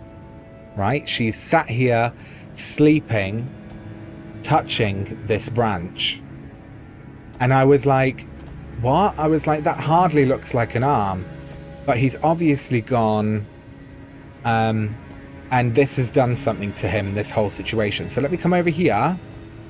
Now, it's a bit of a reach, but... And I think it's supposed to be ambiguous in a way. If you look at that branch from here, does that not look a bit like a hand? Looks a bit like a hand, doesn't it? So that chair there, Melina sits and is holding her brother's hand, waiting for him to ascend, waiting for him to return. It's weird, isn't it? That looks like a hand. You can kind of see if it goes up, all of his limbs are kind of around the place. Like you can see above me here, this could be another limb. I wonder if there's another hand. You can't see one, but it's almost like this form of Mikola in the tree is definitely still like a picture of him in a way. But I just thought, oh, these twins, like she knows her brother isn't there in a way. You know, she's been there for a long time. She knows he's not there, but she sits and waits with him for him to come back, for him to return. So let me just stop rambling. Let's get this back up. So let's learn a bit more. Now, so the Halig tree Circo, let's just get his face over here. Mikola is the one we will be learning a lot more about in the DLC, because there's still a lot left unanswered as far as where he is and what's blooming going on. So, what's it say? So Mikola had his own knights and stuff. He grows the Halig tree, but it ultimately fails. carried by knights who vow to serve Miquella's Halig Tree, possess holy damage, blah, blah, blah, blah. The Halig Tree is misshapen. This wondrous rendition is a fleeting fantasy. Loretta once went on a search for the haven of Albinorix. So Miquella's tree was all about providing a haven, it seems, for things that the Golden Order didn't like the Albinorix and the Misbegotten, as we find them all around here. So, la la la la la la la. Right, so, the Erdtree fails. This is what Miquella wanted to do. He was an Empyrean chosen as a god. He wanted to make his own Erdtree to become the god of the next age. But it failed to grow to an Erdtree. It does say here with the Halig Tree crest, ultimately failed to grow into an Erdtree. So, no matter what he did, it didn't work. At least from what we know. Why? Meg, this is the thing. This is one of the mysteries we are hoping to have unraveled in the DLC. If you remember at the beginning, I was talking about the Erdtree almost comes from nowhere. Did it need a good mulch? Maybe it needs some good Erdtree mulch. But yeah, the Erdtree seems to almost come from nowhere in a way. And there's the idea of the Great Tree before it, but all of a sudden, Marica proclaims this Erdtree. As you can see, we've pretty much gone through it in this stream. There's not really a moment where they say, Marica did this for the Erdtree. However, the DLC, we are supposed to be following in her original steps and Miquella's steps in trying to do so. Marica did this long before Miquella tried to do any of this. But as we know from the Realm of Shadow, there are so many secrets Marica is hiding from everybody in the lands between. One of them being how she obtained the Erdtree. So, the DLC will have us following Miquella's footsteps in this Lands of Shadow. Whether or not, and we can see Miquella in the trailer, so I don't know. Meg. I don't know what went wrong, but Melina's influence here is increasingly strong. The Halig Tree itself is pretty much rotting everywhere. I mean, harboring the goddess of rot with the absence of Miquella for so long, you could only ensue as much. We will get on to this, I'm sure, and where Miquella actually went in a moment, okay? Because this is where Miquella was said to have been, but Miquella isn't here anymore. So, the Halig Tree was their best chance for salvation. Yeah. So like I was saying, this is almost a safe haven for those that were deemed not good by the Golden Order. So now we're on to the Knight of the Black Knives. Now the Knight of the Black Knives was the first time a demigod was killed. Was actually killed. At this point, there is no recorded death of a demigod. So, the misshapen corpse under Stormveil, that is a sacred relic of the Black Knives plot. As the famed night of assassination is known, it happened during the golden age of the Erdtree, long before the shattering of the Elden Ring. Someone stole a fragment of the Rune of Death from Malekith, the Black Blade, on a bitter night, murdered Godwyn the Golden, so the first child of Marica and Godfrey. That was the first recorded death of a demigod in all history, and it became the catalyst. Soon the Elden Ring was smashed, and thus sprang forth the war known as the Shattering. Roger once wished to become a scholar, and has spent many times scouring the archives for knowledge of that fateful plot. Now, Rani, let us speak of the past a while. She was once an Empyrean of the demigods. Only her, Miquella, and Melina could claim that title. So, Only Amica and Melina could claim that title. Each of them were chosen by their own two fingers as a candidate to succeed Queen Marica to become the new god of the coming age, which was when she received Blythe in the form of a vassal tailored for an Empyrean. But she would not acquiesce to the two fingers. Rani would not do as she was dictated to do under the Greater Will and Marica. Rani had her own ideas, and she stole. This is where she confesses this to us. Some people, I think, don't get this dialogue. If they don't do Rani's quest, I don't think they get this dialogue. So she stole the Rune of Death, slew her own Empyrean flesh, casting it away. She would not be controlled by that thing. The two fingers and her have been cursing each other ever since, and the baleful shadows are their assassins. So there is a moment where, when we are helping Rani, a spectral version of her half-wolf Blythe appears and fights us. He invades our world. It's not necessarily actually Blythe at that point. It is a vassal beast, a hologram projection of Blythe sent by the Greater Will to try and stop us, but it doesn't work. Okay, so basically, she did it. She's saying here, she did it. She basically slew her own flesh to be able to rid herself of the Greater Will's influence. The Greater Will chose her human body, her, as an Empyrean under them. She didn't want that. So what she did is came up with this plot, right, wherein the Black Knives killed Godwyn the Golden. Now there's a lot to do with that, and I can elaborate on it so much more. Rani is so metal. You know what, babes? Dislike. You said it, honey. Welcome back. Rani's metal. Rani don't care. She ain't doing all that. So, if you don't quite get that for a second, now Godwyn up here. Oh no, don't. No way. I've lost me place. Hold me horses. Oh my goodness. Wow, not all the comments as well. Just give me a hot second, will ya? Can't be doing all that. So, King Consort, Elden Lord. We're getting there, everybody. We're really making good progress tonight. We'll probably get there tonight. Here we go. So, Mikla growing the Halig tree. Now we are on to the Knight of the Black Knives. So, here,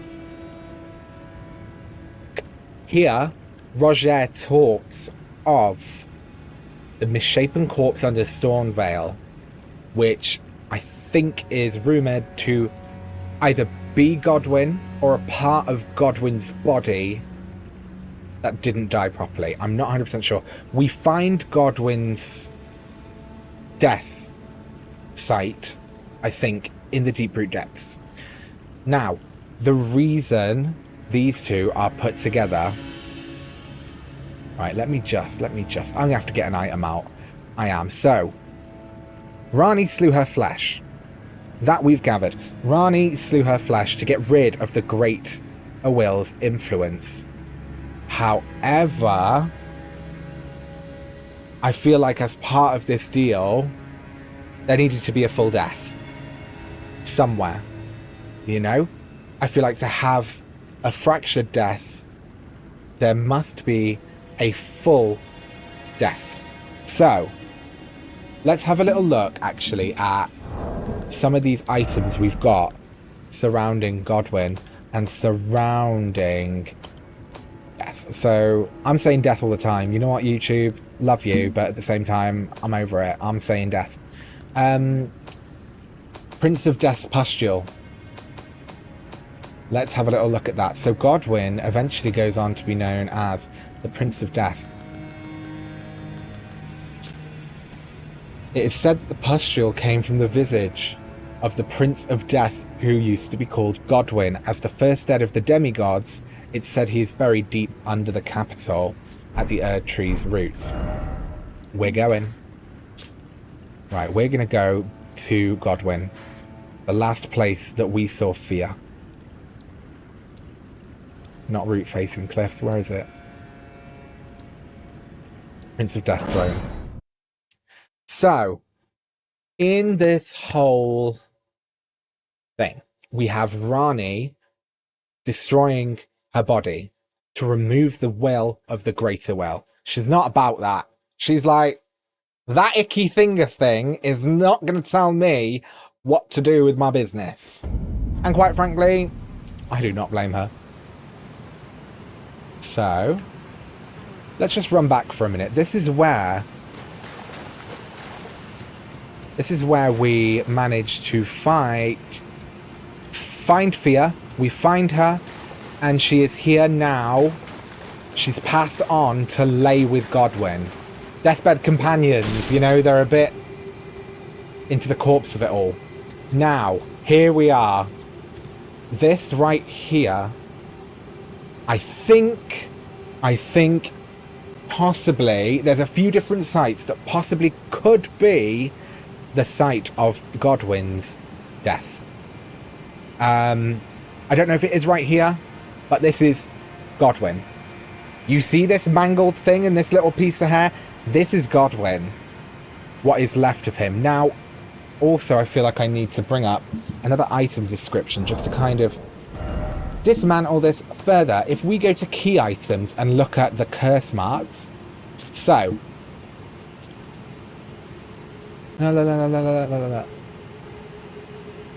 Okay, so. Rune gestated by Fia used to restore the fractured Elden Ring when brandished by the Elden Lord. Formed of 2 Hallowbrand half-wheels combined. We pick up one of these from Rani's corpse. When she divested of herself of her flesh, we find one of these on her cadaver. The other one we find down here. Right? Then being brought back together, it will be the embodiment of death and order. It will grant a full death. So, in effect, the Knight of the Black Knives was used to separate this process, to grant Rani the death of her body. However, the murder of Godwyn the Golden means that he only died in spirit. Right? And as an effect, at the great tree roots here, these are the roots of the great tree that we spoke at the beginning.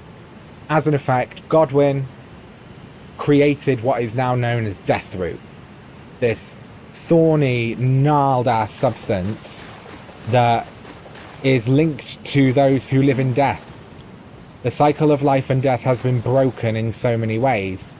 And yeah, it's kind of weird. If you look sideways, you can almost see what looks like scales but a cloak. And then you can see this like side-turned head with the golden hair. Godwyn the Golden.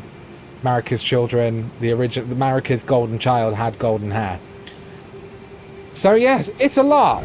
It's a lot, but basically that should explain, at least in broad terms, my darlings, why Rani did what she did and what effects it actually had. You know what we're going to do? We're going to head back to, I think, the round table. Just for a second. So let's pull this back up and just get through this next little bit. Alright, are you with me? It's a meta concept. It's a lot to wrap your noggin round. But yes, the death in itself was a fractured death, incomplete. So, now we go from the Knight of the Black Knives into another major event in the lands between. We're going into the Shattering. So, Marica's hammer, stone hammer made in the lands, the Newman, outside the lands between. The tool which Queen Marica shattered the Elden Ring, and Radagon attempted to repair it. The hammer partially broke upon shattering the ring, becoming splintered with rune fragments. Enya's dialogue. Queen Marica is the vessel of the Elden Ring, carrier of its vision, a god in truth, but after the Elden Ring shattering, she was imprisoned in the Erdtree, a grim punishment for shattering the Order despite her godhood. So you're so right there, Meg, it is a lot. I think about it as the Black Knives, the Knight of the Black Knives. These Black Knife people have a power of the Rune of Death. I actually have it. So we'll get onto the shattering in a second. Let me just elaborate on that because it is a lot. Okay? If you are interested, I can always do further videos on it and talking about it. But, so hold on. Let me just pull this down. Now, when we look at... I have the Black Knives knife. Here we go, the Black Knife. Okay. The dagger once belonging to the assassins who murdered Godwyn the Golden on the night of the Black Knives. A ritual performed on the oddly misshapen blade imbued it with the power of the stolen Rune of Death. So, Rani, with her dark moon that is veiled in occult mystery, I feel had a plan and a part in creating these. The Black Knives in the game, in multiple places, are invisible. Speaking of which, on this night of the Black Knives,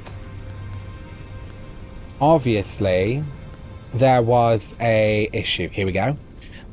So, the night of these Black Knives, how did it happen? A lot of the Black Knives are invisible. When we wear the Black Knife armor, enemies can't hear us until we attack them. No matter what we do, jump, scream round, they have this power of concealment, right? So after the Night of the Black Knives, they made this, the Sentry's Torch. When you use it in this game, around an invisible Black Knife, you can see them. So after this all happened, right, the death of the demigod, Marica's golden child, who literally didn't get to die a full death, and all because of Rani's want to divest herself of her flesh to get rid of the will of the Two Fingers, meant that they made this so that it won't happen again. They can see the Black Knives, and the Black Knives knew it. So there's that. There's also... trying to think, there's quite a few things I've actually got that do pertain to the Black Knives. Let's go back to the armor, because we've also got the armor of the Black Knives. Here we go. Not the Raptor. Here we go. Scale armor used by the Black Knife assassins, forged to make no sound. Traces of power yet remain in its concealing veil, which muffles the sound of footsteps. The assassins that carried out the deeds of the Night of the Black Knives were all women, and rumoured to be the Newman who had close ties with Marica herself. So this is the thing. There's also a theory that it's not just Rani who was like, oh, Night of the Black Knives, let's have them off. In a way, does this not... could this not, even in some way, imply that Marica was something to do with it? They are both of the Newman race. They're of the same race. So, maybe. Maybe not. Either way, the death of Godwyn basically breaks Marica. That's what happens. It literally breaks her. She's like, what have I created? She's like, I wanted... my interpretation is she wanted life eternal, and she realized that what she did was actually create something that could be a curse. You know, her number one child, tortured forever to live in death. So, the shattering. Tumultuous period. So when this all happens, Marica shattered the Elden Ring, and as Marica's doing this, as Marica's out here trying to shatter this ring, Radagon is trying to repair it at the same time. Duality again. They are the same person having an internal battle in this one physical form. Marica's trying to break the ring in half destroy it, shatter it, completely start over. She's beside herself. Radagon's trying to fix it, trying his best. But, as we know, she is imprisoned inside the tree forevermore for her heresy against the Greater Will. You know? The Greater Will wanted this to happen. The Greater Will wanted everything Marica has done to happen, in a way. You know? So, this is where we move on to the Shattering.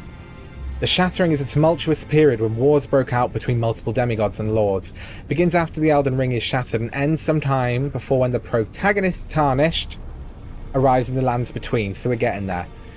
So, the Academy of Raya abstains from engaging in the Shattering War. They're like, no. So, its doors have been closed for quite some time now, and after they declared they wouldn't interfere in the Shattering, the Academy cast repelling seals on the East Gate, leading to the capital, and the South Gate leading here. As you may have guessed, the seals are still active, making entry to the Academy impossible without a glintstone key. And so I'm stuck here, a fledgling sorcerer with little chance of acquiring a key. So, Thops we met outside of the Academy, and Thops helped us out, really. I mean, no, we helped Thops out. We got him a key. We helped him out. So, the battle mage robes are tattered from being worn to the battlefield. Whenever war broke out, only Heimer's scholars dared venture outside. Right. Okay, so the battle mages were the only ones who were, like, giving it a go. Wow. So then Melina defeats Godric. Right.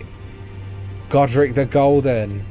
Humiliated. Melina handed it. Wait a minute.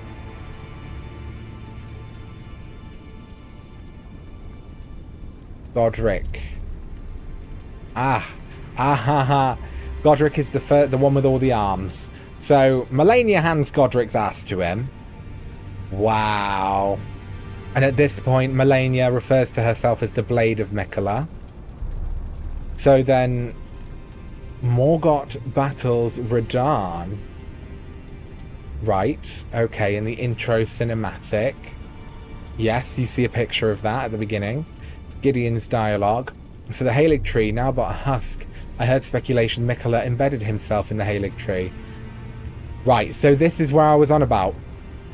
You know when we were in the room with the Great Tree?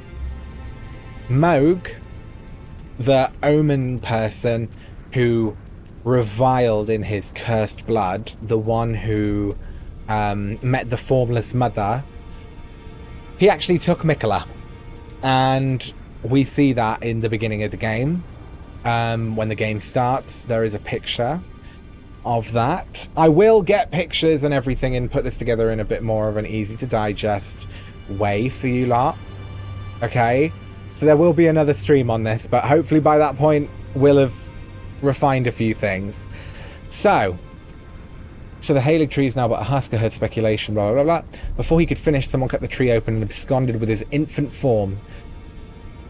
We must remember that Miquella was cursed to be a child for eternity, for being born of a god that was basically giving birth on its own, you know? Those words had weight. How vexing. The all-knowing didn't have the full story. Perhaps the Queen's sorrow was justified. I see. Miquella was with the Lord of Blood after all. That's what Gideon says, right. The Queen's sorrow, which Gideon mentions, could apply that this event happens during the age of the Erdtree. Yeah, that could be a point. So maybe not only with Godwyn being slain, but with Miquella being removed and stolen by Moog. Let me just say, Moog is he's into little boys. And Melina. Okay, so part of this whole situation, one of her children's doing all that nasty stuff. The other one didn't die a full death. It's a lot. So, at this point, Marica is completely out of her head and shatters the Elden Ring, and these are the battles that come from it. So,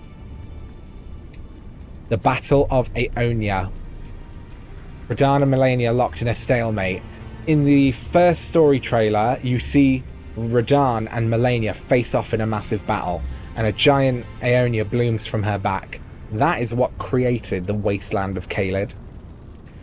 So there we go. Radahn and Melina locked in stalemate. Then the scarlet rot blooms. Lanedale, city of the Erdtree, is a metropolis enclosed by double ramparts. The inner wall remains unbreachable. Well, the inner walls were never breached, correct. Now, Morgoth's troops then attempt to attack Volcano Manor. So, Rykard is the lord of Volcano Manor on Mount Gelmir. He's a ruthless justiciar who commands a company of inquisitors. Reviled for his serpentine demeanour, the volcano Mount Gelmir lies west of Altus Plateau, the realm of the Erdtree. It was the stage of the most appalling battle in the entire Shattering. Right. Rykard committed the grave sin of blasphemy, marking himself as an enemy never to be forgiven.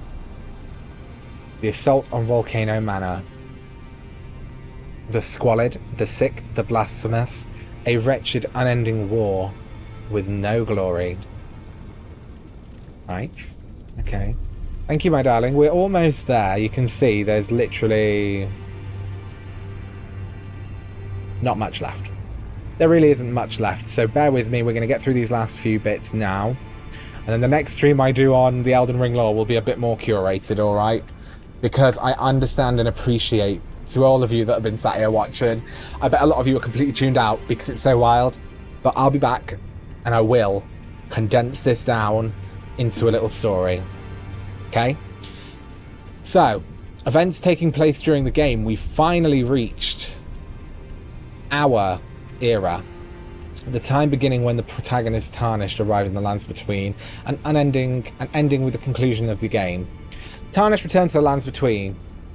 Queen Marica, who vanished long ago, then after their death, she gives back the grace to the Tarnished, so we can see the guidance of grace. We can return to the Lands Between, wage war, and brandish the Elden Ring.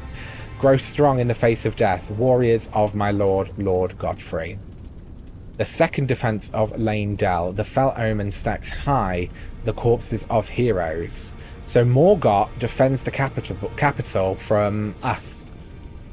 True. When we get to the Erdtree, he's the one standing in the way. Okay. So, fell omen stacks high the corpses of heroes, yet the Erdtree remains unshaken. A cloaked dagger of fur worn about the exposed body of Margit the fell omen. Having slaughtered countless champions during the Shattering, the Fell Omen has become a horror to those who harbour ambitions for the Erdtree, or for lordship. A talisman depicting the exaltation of the Bloodlord. This is then when Mohg feeds blood to Miquella's cocoon, hoping to begin the Mohgwyn dynasty. Right. Okay, well, I think it might be fitting, actually, for us to just hop down to where the DLC is said to begin. So, we're supposed to enter the DLC down here in the mausoleum. Not there. Not there. Where is it? Down here. So where we fought Mohg. Here it is. The cocoon of the Empyrean. So this is Miquella's cocoon. And supposedly where we will be, well, we will definitely be entering the DLC through here. So here we are, the Mohgwyn Dynasty Mausoleum, and there's this guy again. You know, we were talking about the Old Dynasty at the beginning. This guy, lovely wig, lovely robes. They them who doth have lovely wig. Okay. So here is the cocoon of the Empyrean, and we are supposed to touch this withered arm and travel to the lands of shadow. Let me just pick up a pew, shall we? Now, so this being the jump-off point for the DLC, we should come to the end of our little endeavour. So, Mohg has been feeding this little boy's body blood And if I'm correct, somewhere he does refer to this as his bloody bedchamber, which is kind of a bit heinous. Render up your offerings of blood to your lord, drench my consort's chamber, slake his cocoon's thirst. His awakening shall herald the dawn of our dynasty. So Mohg is trying to create almost like a lord of blood, I think, for this formless mother. In the lightless depths lies the grave of an ancient civilization. It is here Mohg, Lord of Blood, is building his palace to be the seat of the coming dynasty named Mohgwyn, and whatever nightmares that may bring. So, right, okay. So that happens basically as we enter the game. As we enter the game, this has supposedly happened not long ago. Judging by the timeline, this is literally taking place during the game. So we come to the lands. Morgott is defending people from the tree. And by this point, Mohg already has Miquella, but he starts feeding blood to Miquella's cocoon. So, Gowry attempts to grow Millicent and her sisters into Scarlet Valkyries. Rottenwarden's sword insignia, an honour bestowed upon the Valkyries who serve the goddess of Rot. The four sisters were born in the swamp of Aeonia and came to the Halig tree under aegis of Gowry, and yet those buds were doomed to never blossom. Okay, so when the Scarlet Aeonia, when Melina fights Radahn, the Scarlet Aeonia blossoms, transforming the world and the realm of Caelid into something completely different to what it was before. And these Millicent is sister to four others who are buds. If I'm correct, they're like almost like offspring of Melina in some way, or what she did at least. Okay, so that's probably why she kind of attacks us in a spectral form. So Gowry actually attempts to grow her sisters into Scarlet Valkyries. Warriors, I guess. I'm pretty sure a Valkyrie is a warrior. So, which is why if you happen to be present for the girl's fight with her sisters, I ask that you side with the sisters and kill Millicent. It must be done by your hand, no other. Millicent trusts you rather deeply, in fact. Sever that trust. Nurtured by betrayal, her bud will flower most vividly. When Melina ascends to godhood, Millicent too shall be reborn as a Scarlet Valkyrie. Right. Okay. So that's what he thinks anyway. However, we've seen Millicent since that point, and she didn't really turn into a Scarlet Valkyrie. Whether or not that is to do with me not progressing the quest line quite as much, I don't know, but okay, so Rani's plot to overthrow the Two Fingers and the Age of Stars continues. This is, yeah, so this is basically, if I'm correct, this is what happened in our ending. So, to every living being and every living soul, now cometh the Age of Stars, 1,000-year voyage under the wisdom of the moon. Here beginneth the chill night that encompasses all, reaching the great beyond into fear, doubt, and loneliness as the past stretches into darkness. And yeah, Renala says, "Oh, little Rani, my dear daughter, weave thy night into being." And that she did in our game. So, basically, we've done it. As far as we know, up until this point, that is the timeline. And I know I've been streaming now for a very long time. Let me just double check that. So I've been streaming for 4 hours. It's the longest stream we've done in a while, but needed. And remember, I will be doing a smaller, more condensed version of this stream once I've collated all of my sources. So, events which cannot really be placed in relation to the others. The meteor hitting Farum Azula, which kind of makes sense because Farum Azula is a bit of its own time bubble. This event most likely took place in the age before the Erdtree, because Radahn began holding back the stars in his youth. However, no evidence has been found thus far that it did not happen early in the age of the Erdtree. There's simply not enough evidence to concretely put this event anywhere with great confidence. So what's it on about? The rune's greatsword. The rune it came from crumbled when struck by a meteorite. As such, this weapon hardens. Well, Farum Azula is floating in the sky. So maybe it's something to do with that. Stone fragment. These shards of stone begin to what's been part of a temple in the sky. So a meteor hit Farum Azula at some point, and I'm guessing that triggered it to float up into the sky. That's a lot to unpack. That's kind of a lot to unpack. Like, what? So, hold on. Okay, so it's saying... This is kind of contradictory, because it originally in the first part, it says about Astal destroying an internal city at a certain time. Oh, right, okay, so it says most likely. Okay.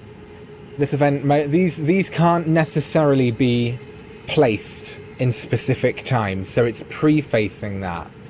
Right, this is why I need to go through it all and go back and re-put all of that information in from the beginning. So, this also can't be placed at a specific moment. Melania's mentor sealing away. Does mention it's Melania's mentor. Does it actually illicitly say, though born into the accursed rot? Must be Melania then. So, Melania's mentor... Her mentor and his flowing blade. Blue dancer garbed in blue, an ancient heirloom. The dancer in blue represents a fairy. Well, this dancer in blue... Oh, it says swordsman. That's what I'm trying to figure out. I'm like, is the person that taught Melania actually the blue fairy? I guess it could be. I guess it is. I guess it is actually the blue fairy and not just someone who knows the same techniques. Okay. So, Melania's mentor, blah, blah, blah. That's something we spoke about a lot earlier, but they can't place it at any specific time. It's loosely implied. Now. Rai Lucaria, royal family. La, la, la, la, la, la, la, la. So that also can't be placed at a specific time. Ancient god makes the... And the nomadic merchants are entombed. Right. An ancient god. Oh, the frenzied flame. Deathroot. Godwyn's corpse causes Deathroot to sprout. Right, okay. Rykard becomes the Lord of Blasphemy by letting the god-devouring serpent eat him. Yeah, so that's pretty much it. Like, that's pretty much it. I've got to say, there's a lot of things in this specific section which will need to be kind of revisited. But I'm glad that I've managed to actually timeline all of the events up until the beginning of when we start the game. And I will elaborate and postulate or pontificate upon that further in the future. That I definitely will. Well, shit. Well, shit, it's been a moment. Like, it's been a moment tonight, everybody. And it just means I've got a whole lot more work cut out for me before we head into the realm of shadow and all of the other stuff. But I wanted to show you something really quickly, actually. Because... So, let me put in Elden Ring. If I just want to show you something, right? So, Shadow of the Erdtree have already released some new bosses. So, there is a picture. Hold me horses, hold me horses. Let me just, right? I can still see you all. Let me just get this up, because the look on some of these new creature thingies is ALOT, hunty. ALOT is a lot. So let me come back down here. We're going to open this again. Now, some of these already look wild. Okay, they already look Buckarella Wildenstein. So let me just do that and put myself on top. Okay. Now, oh, where was it? Shadow of the Erdtree. Twitter. It was on Twitter. Aha. So these two are two, like, new posts. Hold on. No. No, thank you. So, I don't think it might not let me. So look at this guy. This is someone who we're supposed to be meeting in the lands between, in the Shadow Realm, even. So this actually has something underneath it. It says, refuse unessential. Could I please just, there we go, it's above. The abandoned and tragic who forage beneath the umbra pray for the embrace of a new master. These guys look a bit like the wormy face people. It's a long shot, and I think this is reminiscent of a boss they've done in the past or something, but yeah, that's a beastie. That's what they call a beastie, innit? So we'll go back, then look at this one. This one is Nightmare Fuel. This is actually Nightmare Fuel. This was released literally today. Look at this thing. Like, what? Fearsome foes and unfathomable power await you in the realm of shadow. Just look at this guy. What? Wild. Absolutely wild. So we're supposed to be getting new weapon types. I'm going to guess that whatever this thing it's holding will be some of the weapons. They look cool as F. And this seems to be some kind of omen, you know, crucible. There's a lot of crucible-ness going on, isn't there? There's a lot of crucible stuff. So yeah, interesting, very interesting, but at the same time, absolutely terrifying. I just noticed, does it look a bit like a womb? Is it not giving, it's giving womb. It's giving womb with horny little nubbin. Yes, very dark. Very, very dark. Very, very dark, my darling. So, yes, everybody, I am going to leave that here for tonight. Thank you, as always, so much for coming to join me. I have been Indi, and you have been absolutely flawless, and I appreciate that this is a lot, to the point where my mascara is seeming to migrate. But if you've made it this far, please do me a major favour and drop me a little comment at the bottom just saying, girl, you have too much time on your hands. Because I know it, and I appreciate it, alright? Thank you as always so much for coming to join. I have been Indi, you have been absolutely flawless, and that has been a whole lot of Elden Ring. Remember to hit the bell and get notified for new videos coming up. So we do this a lot, yeah we do. Bye, biatch.